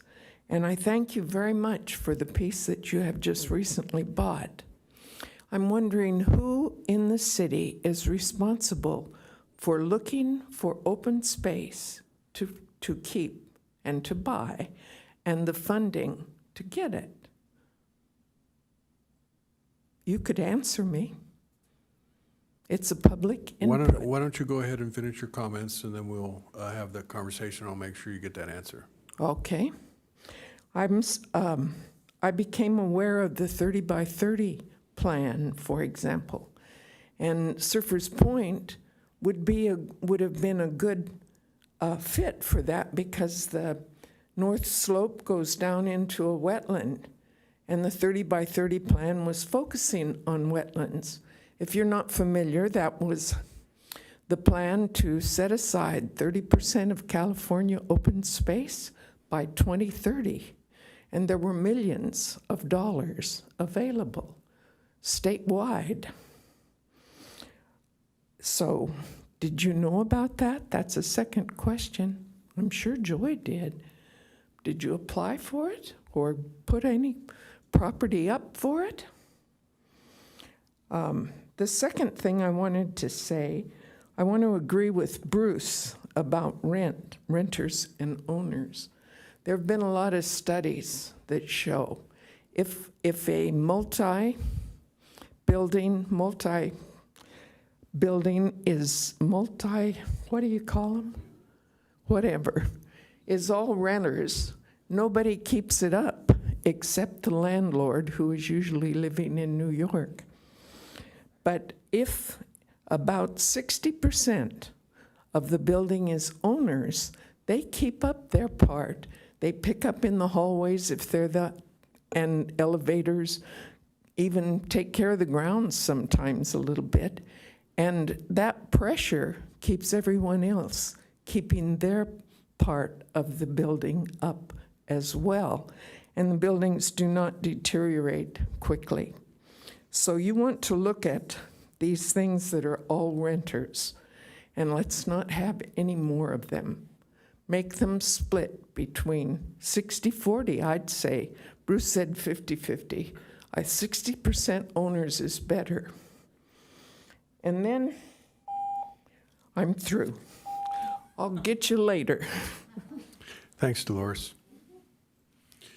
And I can speak to your questions. The City Council has always had a policy to pursue open space. We are always challenged by having the resources to acquire that open space. I get that. I am aware of the 30 by 30 program, and we would like to be able to tee up some properties that we might be able to apply for those programs with, but it hasn't happened to date. I know you were involved in the attempt to get some 30 by 30 funding for a parcel in Leucadia, and I appreciate your efforts. We did do we looked long and hard for the opportunity to obtain some of those money for Surfers Point, and it was difficult because of the short timeline we had. So those are my two answers. Maybe Councilmember Ehlers wants to add or subtract from that, and he has asked to speak as well. Yeah, I think I'd echo exactly what you said. And when you asked whose job is it, I think everyone, I don't want to speak for everyone, but I think I can. We all feel that way. We are all always talking about it. That's how Surfers Point happened. So with that, I wanted to move on to asking some, I guess they'd be preliminary questions to start. So with AB 2011 and SB 6, does the applicant have to choose one or the other, or can they get some benefit from applying for both? One or the other. Okay. And do we get RENA credit for any of this? And if not, how can we? We would get RENA credit for any project that provides affordable housing at all income levels. Okay, let me clarify my question one level further. Do we get capacity RENA credit? Because RENA is a two-step process, right? If you look at ADUs, we don't get actually credit for ADUs we can build. We only get credit for past history of what we actually build, and that whatever percentage were lower income, we get credit for the last 8-year cycle carried forward to this cycle. I think this is the same situation. We will only get credit, not in this cycle for any AB 2011 and SB 6, but after 2029, we might get credit for whatever we build during this 6th cycle. Am I understanding that correctly from the RENA credit standpoint? No, we would get credit for any RENA we track what's entitled and constructed. So if it is entitled or constructed during this cycle, 2021 to 2029, we would absolutely get credit for it. Okay. Are ADUs the same way, just so I understand my math? We actually get credit during the cycle? That's correct. Any project that is built. Okay, then it is the percentage we claim during this cycle that's based on the last survey we did, which happened to be last cycle. Okay. Right. One of the comments that you had in the presentation said we could require ground floor retail. Can I do the opposite? Can I laterally separate and put zoning that would say you can't put it on the ground floor and you have to put it laterally? Because I always come back to beer garden and the complaints we've gotten over the years from the apartments right above it. I wouldn't want to answer you off the top of my head. It's a, 100-page bill, and there's so many specific criteria. It depends on if you're doing 100% affordable, if you're doing mixed income. So I'd want to research that before I give you a definitive answer. Okay. And my last comment, and Roy, you anticipated it, of course, the housing element meetings, the 25 housing element meetings that Mayor Krantz and I attended were all publicly noticed. They were all recorded with audio. But there were some stakeholder meetings, as he referred to, I think 3 of them total, where they weren't. And I think that was a grave error. So I would be very supportive of making any of these stakeholder meetings, whatever you want to call them, stakeholder, resident, builder, they should all be public noticed, because the public had to make comments, and the builders could always be in those housing element meetings, and they would, and they came regularly, and they were welcomed. And I think the inverse should be true too, that the meetings that are intended or focused on topics that have to do with development interests should allow public in there, so we're completely open, and they should be recorded too. So those are my opening comments. Councilmember Blackwell. Yes, thank you. Patty, could you go back to the slide that showed the things that we could include in the ordinance? Yeah, there you go. So I had a question, and maybe the consultant we're going to engage is going to answer this for us, but have we looked at any other cities that have implemented an ordinance for AB 2011 and SB 6? I have one sample ordinance that was provided by our legal counsel, but it is so new because it was only effective January 1st. Yeah. So we will certainly be looking at other sample ordinances if they exist. And did that sample you referred to cover many of these things? Do you recall? I have not looked at it in great detail. Okay, that'd be great follow-up to have. Thank you, appreciate it. If I could follow up on that, these are some of the things that we, if you recall, we briefly discussed during the workshop, which is why we're recommending it, because our legal folks have looked into the law and they felt that these are acceptable changes or additions to our ordinance if we choose to move forward with an ordinance. So we're fairly comfortable with these. We're just hoping that if the council had any other additional suggestions or changes or additions to the ordinance, that tonight would be the night to provide that feedback so that we can go back to the drawing board and working with our legal counsel to make sure that it's consistent with the law. Deputy Mayor Lyons. I heard you just ask for a wish list. I'm prepared with one. But before I go there with those things that I think we should seriously consider as part of both of these, could you explain, it's on the screen right now, under the SB 6 and the AB 2011, the project site, define project site and clarify how closest parcel will be determined. Could you, I know you did that already, could you go into that a little bit more, because I didn't quite get that. So as I mentioned, the bills are super convoluted and very detailed and specific depending on what type of project you're doing, whether it's AB 11, whether it's 100% affordable, mixed use. There's very specific criteria, and then SB 6 is another list of criteria. So this is actually from Sandag's recommendation that I attended a workshop, and these are some of the recommendations that they recommend we we develop our implementing ordinances, because there could be, just to clarify, so there's no confusion, what is a qualifying site? What is a project site? Mm-hmm. Because sometimes you have to have, based on a certain road size, you have to have a certain amount of frontage. I got it. Oh, okay. It goes on and on. Okay, yeah. Now that makes sense to me. Thank you for that. I've given this a lot of thought, and there's some things that kind of come from my background in environmental and how to preserve and work with our context. Something I've mentioned before when we've talked about other objective standards is permeable surfaces.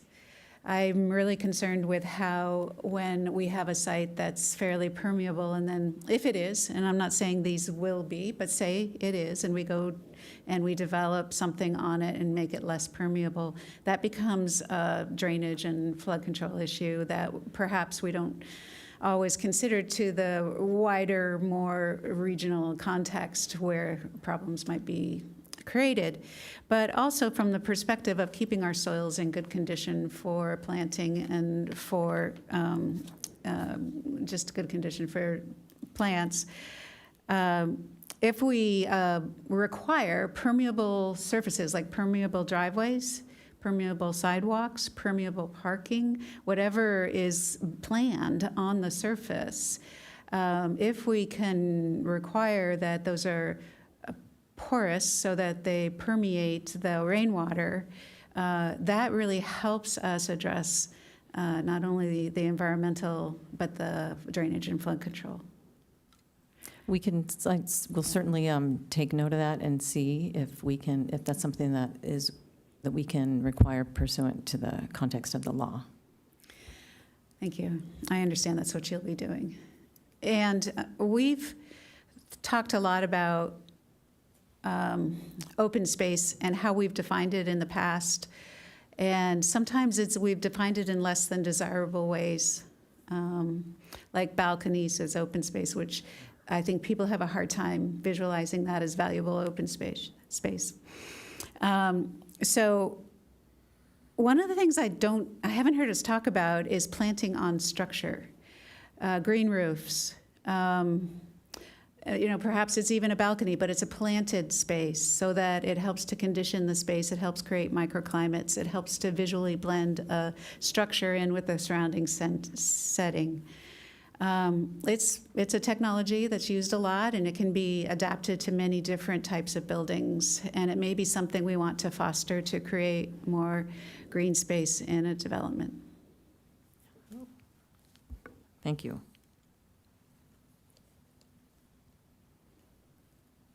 The only other thing I wanted to mention is I am an advocate for preserving mature trees in place, and a lot of times when you redevelop a property, there are mature trees already there. Perhaps they're not exactly where you want them when you redevelop a property, but if there's a way we can incentivize preserving mature trees in place on these developments, that would be a value to the community. If a developer can't preserve on site, then maybe this is our opportunity to ask for a certain level of mitigation, where they plant 2 or 3 younger trees that will grow up to mature trees over time as a mitigation for taking a mature tree out. That's what I have. Thank you. And I certainly echo those sentiments. I think that the list that you have is important as well. Like Councilman Ehlers, I think that requiring ground floor retail isn't what I would like. I think that, if a developer is interested in providing housing on that site, that having residential on the first floor or amenities for the residents of that building is okay with me. I don't think it needs to be retail. Ultimately, I think that that's a decision of the private property owner. And so, I wouldn't preclude allowing retail, but I personally would prefer to give the developer an option on there. So in other words, require ground floor, I would not do retail. And like Deputy Mayor Lyons mentioned, the depaving of our city is something that I'm always interested in doing. I was very proud of the first phase of the streetscape that we put in. We depaved a half an acre of that highway, and right now we have a beautiful median that is full of pollinator-friendly plants and beautiful new trees that will someday be quite tall and restore the canopy in that area. I hate to say, though, that we need to exercise our warranty on a few of them because they are dead, and so hopefully we can follow up on that. The other thing that I would like to say is that as this outreach and development of these ordinances takes place, I hope we're not, as a council, limiting the recommendations that staff and the public might be able to make to enhance these ordinances. So while we may have mentioned things specifically tonight, I hope you don't interpret that to mean that there's a limit to only the things that we talk about, that please bring back great ideas from either ordinances that have been developed in other jurisdictions, or maybe ideas that you get from either developers or members of our community. Councilmember Ehlers. Yeah, I want to second the comments by both Mayor Kranz and Councilman Lyons. The mature tree mitigation, 3-to-1, I think that's brilliant, or just preservation if possible. The depaving comment, I would love to see that built in here too, and even the comment about don't limit what comes back. I think we have less ideas of what it can and can't be up here than most times you come for direction from us. This is brand new to you. You're going to seminars. We're not. Right.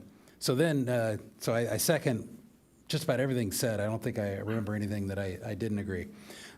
So let me switch gears a little and put my old planning commission hat on and ask. I know that default would be the R30 zone would apply. What I would recommend is, is that true? That's what we have been informed by council. Okay.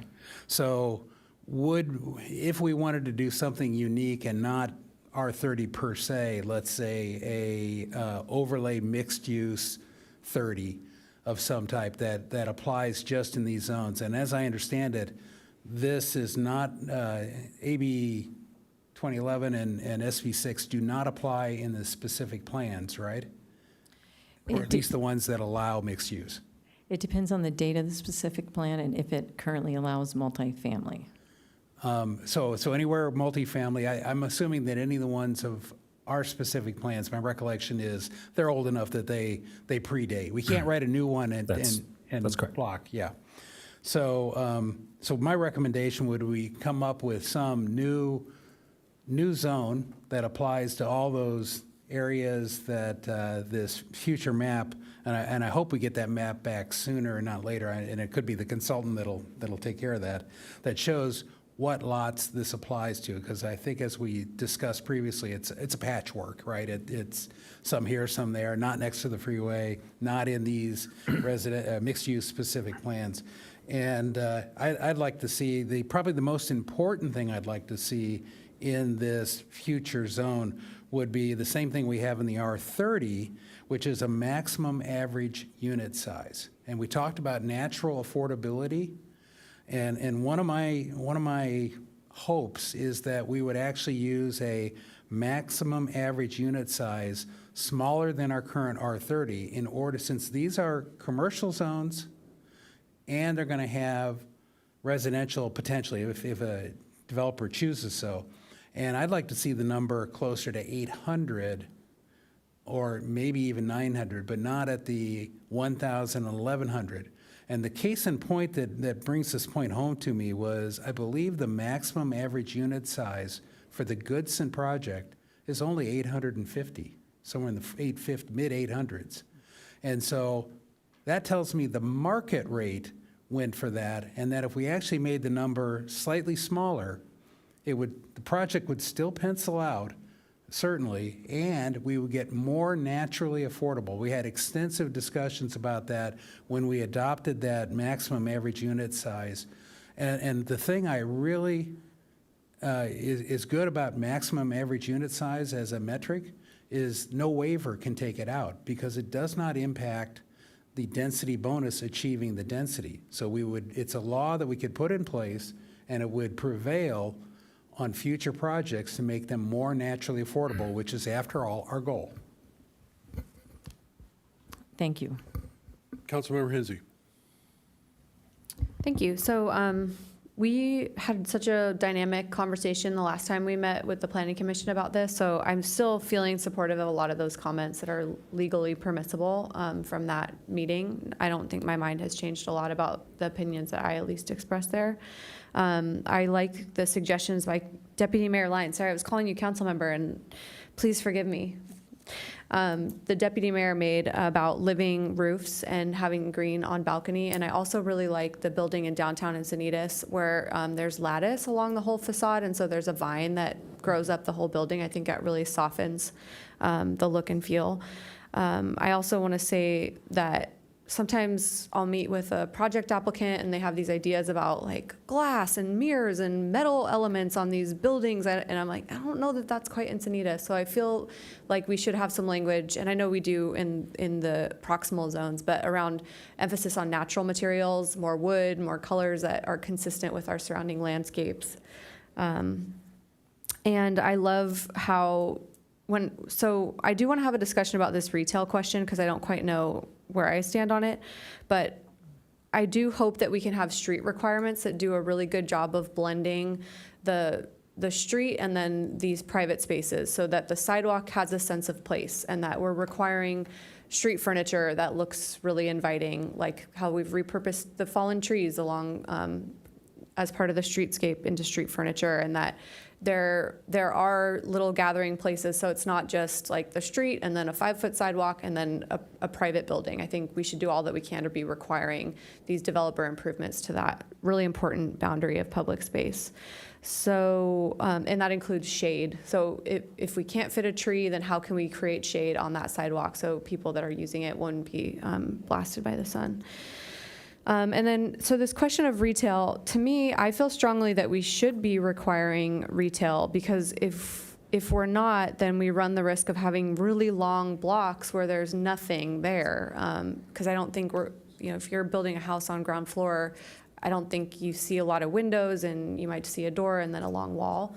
And I think our goal here is we currently have a lot of underutilized space on Manchester, El Camino Real, where you're really required to get into your car if you're going to run an errand, if you're going to go out to eat, if you're going to go shopping, if you're going to really do anything, you have to get in your car to do it unless you're going for a long recreational walk or ride. And so to me, it's important in how we conceive of our city 100 years from now that we are still building in these walkable elements. And so I think we need to make sure that there is an aspect of that, residential serving that can take part in these communities, because it might not make sense today, but I think 100 years from now, it makes a lot of sense. And those are the type of places we see in Europe that has been around for thousands of years longer than we have, and have found a way to sort of accommodate these uses in a smaller space, which is where we're headed someday. It's not that much fun to think about because I know we all love the Encinitas that we experience now, but I think that is an important conversation for us to have. So in your opinion, why wouldn't we want to require retail? What I was just saying is that I didn't like stacking retail on the bottom. I want it adjacent, but not necessarily immediately underneath, because my experience I've seen around here is that you get a lot of interference between the two and complaints, at least down here at City Hall. I've seen it over the years with Beer Garden in particular, but also looking at mixed use. I'll take Gardendale and Via Cantabria, that it's barely worked there. I see the retail is often not rented, or it's really rented below market or flips over a lot. So I don't think, I would rather see it laterally. So I think we've talked about this before. Along El Camino Real, I could see the retail up against the El Camino Real frontage and having multi-story, multifamily behind it that acted as a transition into the adjacent single-family zone. And that way, I think it's really good. So it's the stacking that you're opposed to? The stacking, that's it. And I'm not saying it's absolutely no. I think I probably didn't express it like Mayor Kranz did, but I think you said leave it to the property owner, leave it to the project. I'm okay with that. I just don't want to require it. Maybe that's the better way to put it. What are your thoughts? Yeah, that's kind of what, I don't disagree that in a particular context, it would be beneficial to have retail on the bottom floor. And it was the principle that was used for Pacific Station. Pacific Station stayed vacant for a really long time because Whole Foods closed, and so there was a long delay there. That was not very good for our city. His mention of Via Cantabria, that is, or Via Cantabria, those retail on the first floor are frequently vacant. And so, you know, I think that what I envision for some of these shopping centers currently on El Camino Real is maybe a building that is currently retail that gets redeveloped to 3 stories of residential. And since there is other retail on those properties that, you know, not requiring retail on the first floor, still allows the residential to have the benefits of the other retail that's on the property. And so I'm not saying raise it all and do nothing but residential, but again, in the end, it should be a project that works properly. Street should be retail, I agree, and apply, I think, reasonable land use practices that would make the project inviting. So, but in the end, I think that the developer is going to have, you know, the opportunity to evaluate what's going to make a good project, and we should not necessarily require one thing or another. I think in the end, working with that developer to make it an attractive project for that corridor is important. So, one thing that I wanted to ask about is we haven't stopped the specific planning process for the El Camino Real corridor, correct? We have shifted our efforts based on council direction. Okay, and so does that mean we will re-engage again with the public on that process, or when do you expect that that will take place? Because I think that this notion of an overlay and I get that we can't adopt a specific plan that removes the ability for property owners to exercise their rights under these bills, but at the same time, it may give us an opportunity to have a more comprehensive development standard that works better for the community. Yeah, so our next step is to check back in with the task force in terms of sharing the direction that we received from the council in June, and that is to stay the course. The only change is that we're now removing the housing component that was always intended for the specific plan. So we're going to have that conversation with the task force, get direction, and then we'll go back out to the public. And that was formerly members of the Planning Commission and other commissions and some stakeholders in the property ownership world, and former Councilmember Mosca, who has been replaced by Councilmember Ehlers. So it'll be he and I on that as well, and you'll let us know where we're supposed to be and when we're supposed to be there. Yes. Okay. And so I hope I was clear. I maybe made it a word salad and it was not understandable, but the require is the problem that I have with ground floor. And that as they develop this, maybe they come back and say, okay, in these circumstances, maybe we require it, and in these circumstances, we leave it as an option for the developer. I don't know, but I am not opposed to a building being constructed that is all residential, as long as there are the retail uses nearby that kind of speak to that whole mixed-use living, no car, the 15-minute city, you know, those sort of things that I think are, that work well and should be implemented more often around here. So, Deputy Mayor Lyons. Let me suggest some language that might help with that, because I agree that there's an importance to having the mixed uses. So the term adjacency comes to mind, and I think that's what I'm hearing my colleagues say. Maybe it doesn't matter that it's up above you or down below you or next door, but the adjacency of multi-uses to the residential, I think, is the right mix that creates that work-live opportunity for people. And it's not just retail. It's, when I say retail, maybe it's shorthand for, daycare, medical office, other kinds of service-related land uses that any family would normally use that could be walkable instead of getting into your car. So the adjacency of those things is, if we can consider that in setting some parameters about within this adjacency zone to work towards a complement of different types of uses so that people could walk between and live, work in the same area. And then there's just one more comment I have associated with that, and that is infrastructure improvements. And I'm going to make this comment because I'm often frustrated with what we're left with when someone develops property. It's often not continuous connection. And so I don't want to talk about the negative. I want to talk about the positive. Maybe we can add in incentives to reinforce continuity of safe movement for pedestrians. Maybe on top of that, there's a bicycle component. That kind of goes in the direction I think we were headed with a specific plan for El Camino Real, where we're looking at zones of types of uses that are complementary with connectivity between them at different levels of speed and different levels of safety and so forth. I'd hate to lose the fabric of a specific plan and just look at bits and pieces and hope that it all comes together okay. And I don't know how far we can reach with this. Yeah, just to briefly touch on the specific plan, the direction was just to stay the course.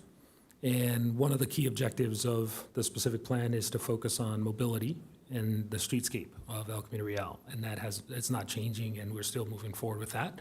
So we are developing our standards, as well as working with the CIP and traffic folks to look at our El Camino Real road section, our existing right-of-way, and there are some constraints, and we're trying to figure out a way to maximize mobility improvements within those constraints. So to the point of providing bike and peds, this bill that will just focus on the residential or the mixed-use residential component, and then whatever infrastructure improvements.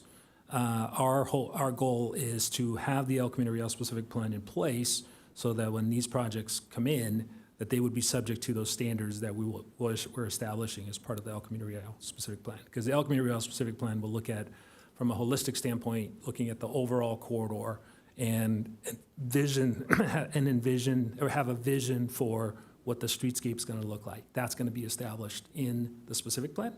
And then this ordinance just developed the standards for what the buildings are going to look like, how the internal circulation of these development will look like, and then in terms of the infrastructure, the road improvements, all those will be required from the specific plan. So we can just refer to that and say, okay, now you have to build those standards. So, Councilmember Regulars. Yeah, just to ask a question about what you just said. In the case of AB 2011, I understand that it would make it by right ministerial, and any specific plan adopted after a certain date, which certainly the potential future El Camino Real specific plan would fall in, would therefore not be, would it apply? And I'm wondering if we really want to go that route where we put a specific plan that AB 2011 already gives the by right way to bypass it, or if we just made a zone that applied for any default residential in that area. Then can you comment about, does AB 2011 give the developer an out to anything we do put into the El Camino Real specific plan? And are there other mechanisms that might we might be able to enforce? It doesn't give them an out depending on the timing of their application. So if their application comes in after the El Camino Real specific plan is in place, then they would be subject to the El Camino Real specific plan requirements. If they come in before the El Camino Real specific plan, then they would be subject to our current standards, our road standards right now, which is the circulation element in our public road standards. So if we had a requirement that said that the total amount, let's say we had an algorithm of you can have this much square footage of retail, or I should say commercial, office, plus Y amount of square footage of residential, and it would limit, and they would have rights, I think, to go up to 30 units per acre. Can we do something like that in the specific plan, and would it control what went on? I'm assuming the specific plan is adopted in place and the application comes in afterwards.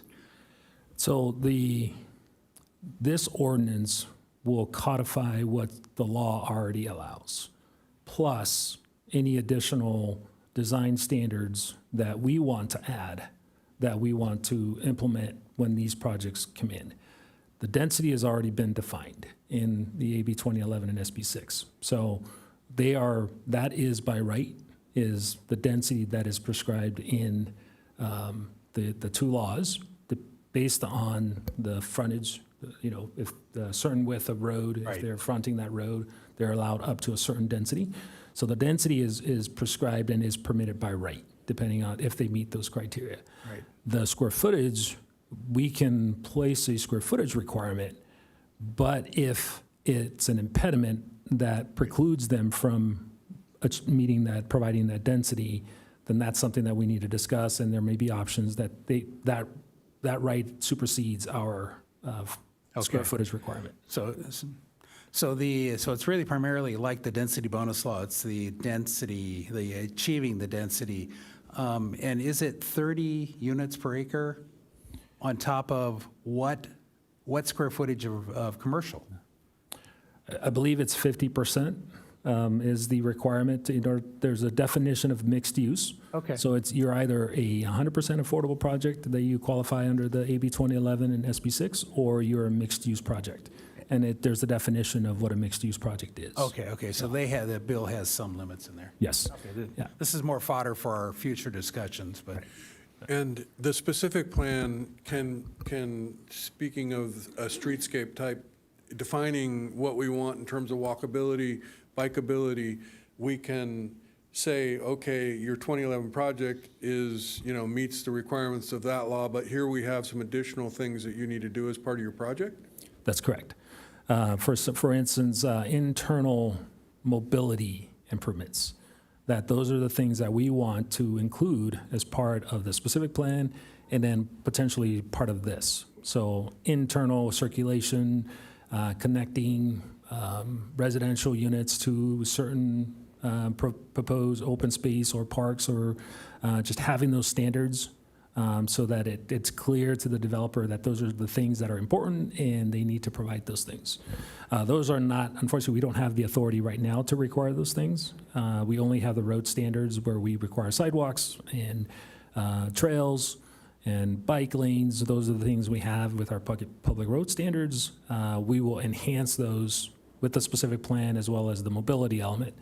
But this bill or this ordinance, our goal is to focus on internal on private property, what the developer has to do on their private property. And hopefully we can have those prescribed in this ordinance.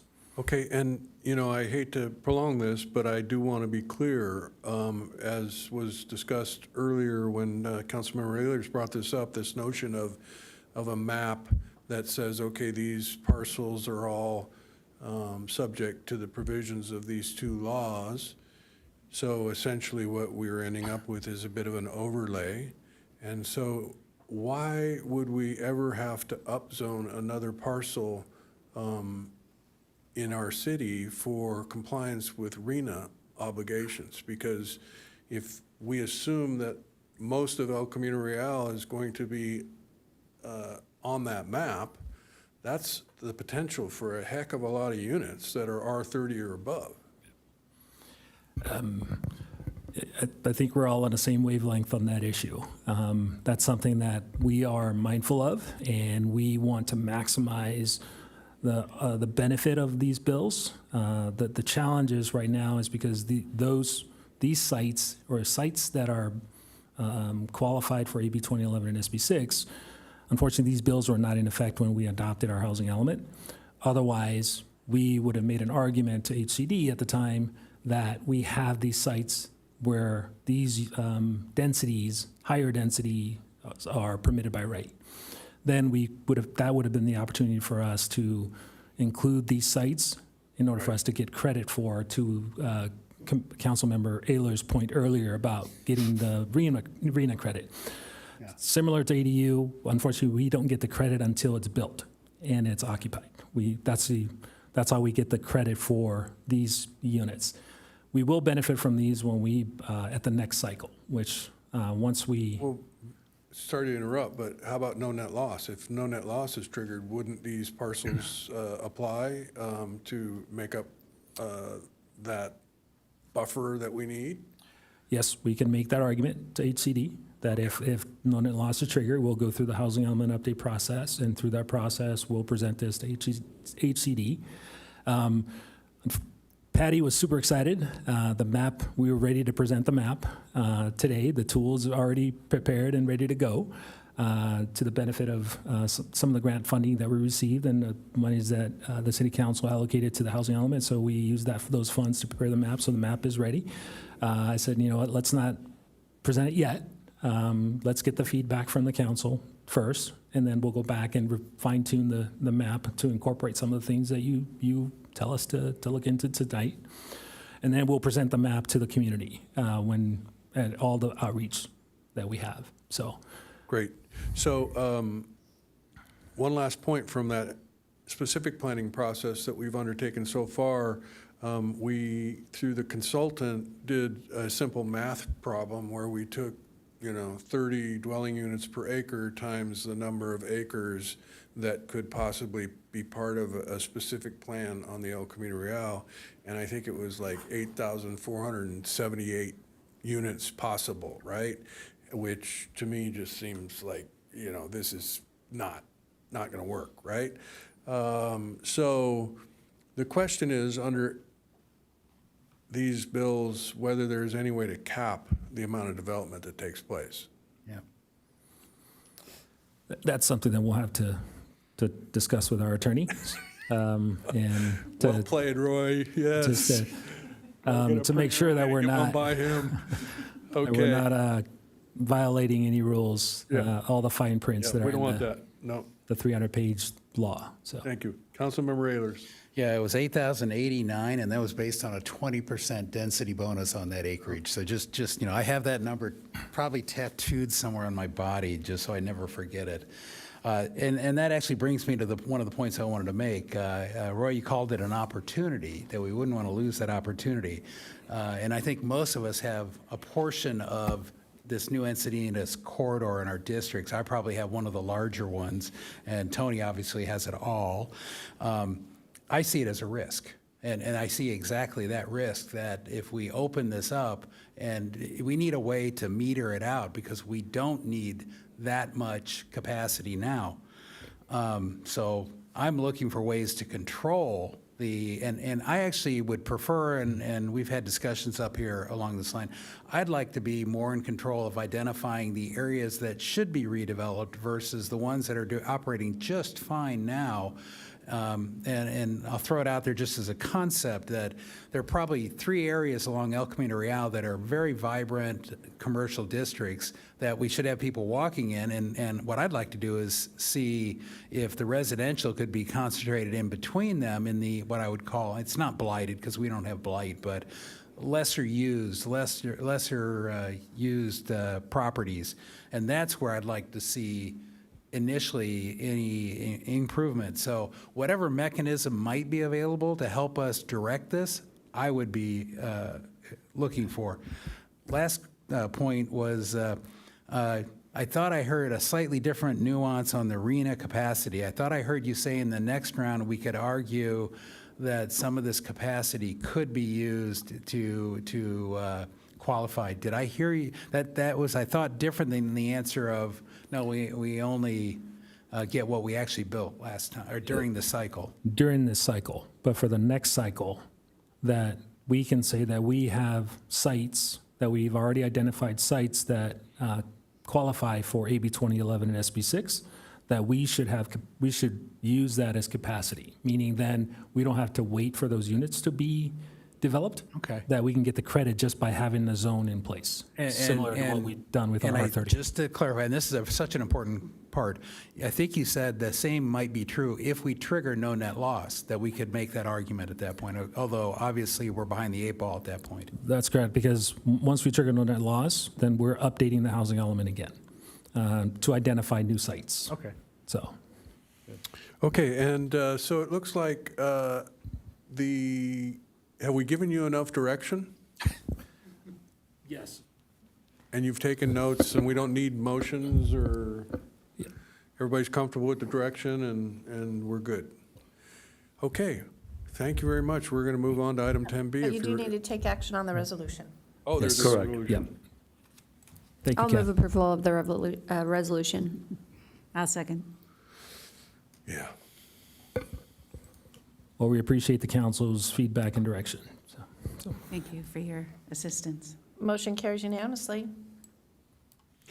Okay, item 10B is a update to our considerations of introduction of ordinance 2023-08, amending Encinitas Municipal Code, Chapter 2.12, Conflict of Interest Code, Section 2.12.060C, designated city positions, and Section 2.12.070, boards, commissions, and committees. City Clerk Hollywood. Yes, so the item before you is as you read, and what we're looking to do tonight is to make some changes and update the code regarding designated city positions and boards and commissions. Just so for some clarity for the public, there are 4 sections of different types of filers. So we have 87,200 filers, which includes city council members, planning commissioners, city managers, city attorney, city treasurer. We're not looking for any changes on that section. We have the designated city positions, we have the boards, commissions, and committees section, and then consultants. So the item before you tonight is only to make changes to the section regarding designated city positions and boards, commissions, and committees. And that is to reflect some changes that have taken place since last fiscal year. So for instance, we've added some new positions in this budget and in last year's budget, and then also we added the Public Health and Safety Commission. So that's what this item is before tonight. Okay, thank you. And does this mean, it says that this is required by law to be reviewed and updated as necessary every even-numbered year, and since this is an odd... So every even-numbered year, we're required to do it, but then you're also, gives you the ability to make changes as necessary. So whenever you have significant changes in staffing or things that impact your conflict of interest code, you can make them outside of that, but you are required to do it every 2 years. So we'll be seeing this again before You July will see it 1st of next again, year? yes. Okay, very good. And are there any public speakers? Yes, Dolores Welty. Okay.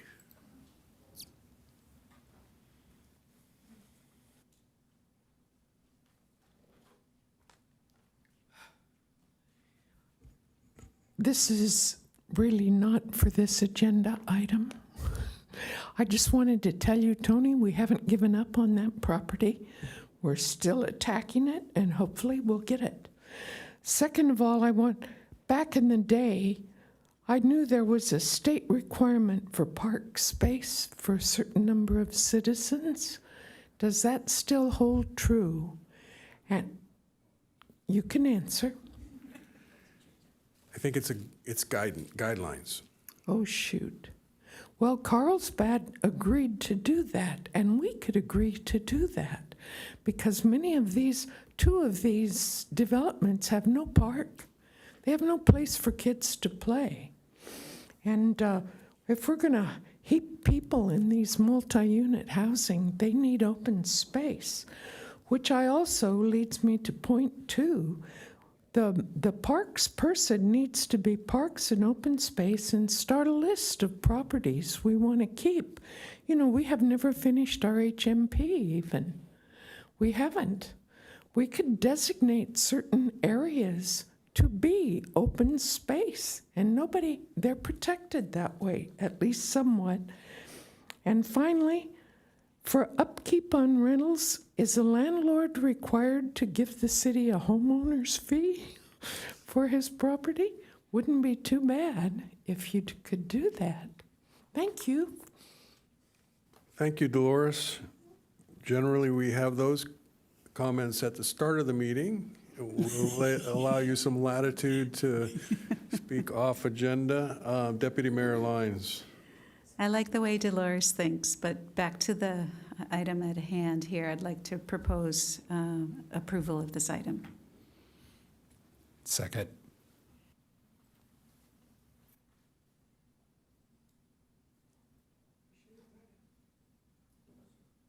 Motion carries unanimously. Okay, thank you. And with that, we will move on to item 11, informational items. There are none. Council member initiated items. There are none. City council member reports pursuant to AB 1234. Nothing to report. Nothing to report. I have a long report. I actually do. So I have 2 different items I want to report on, and one is that we have appointed an interim executive director who will be taking the place of Matt Tucker at NCTD for the next 4 months, and that person has so much experience, really comes recommended by Matt as a leader in the industry, and they are not going to be applying for the permanent position, so they'll be making sure that we go through a really robust recruitment for Matt's eventual replacement.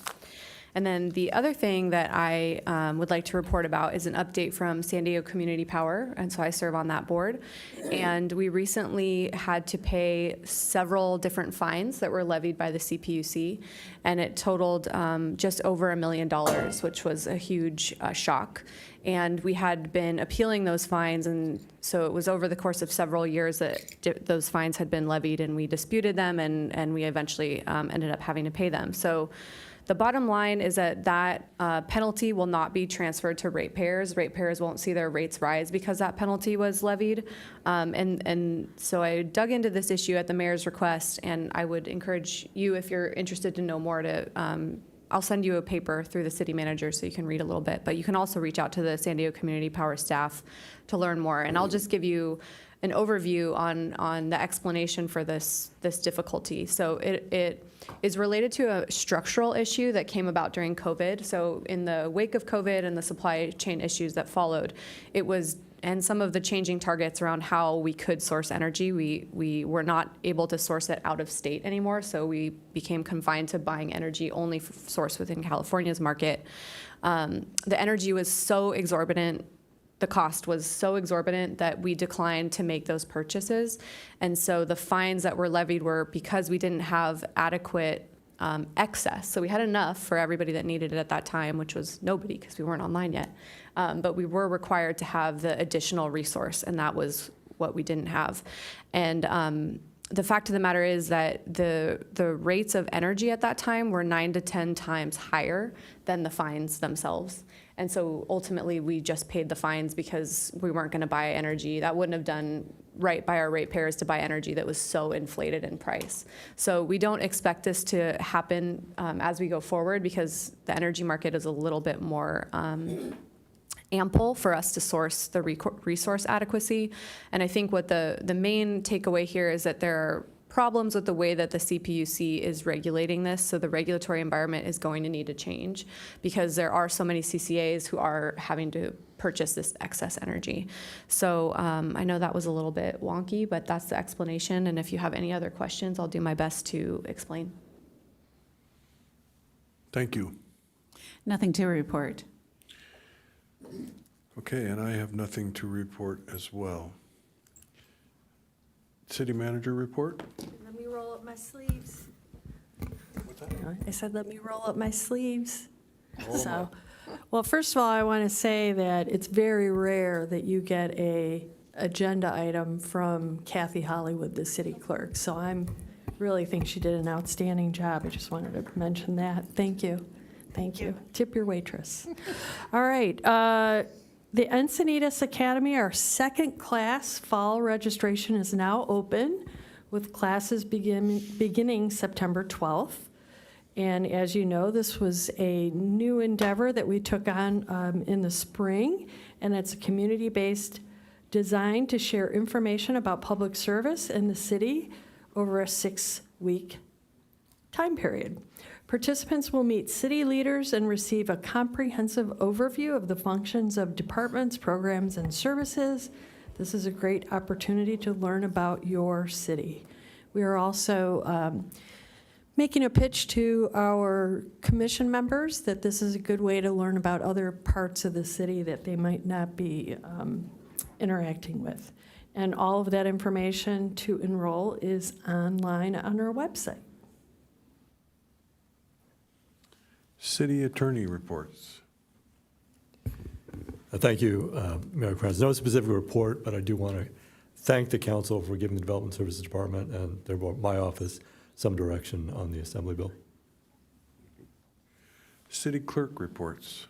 Yes, the applications for the Public Health and Safety Commission are posted. They're available online, and also the applications for the vacancy on the UFAC they're also available on the website, and the due date for both is September 7th.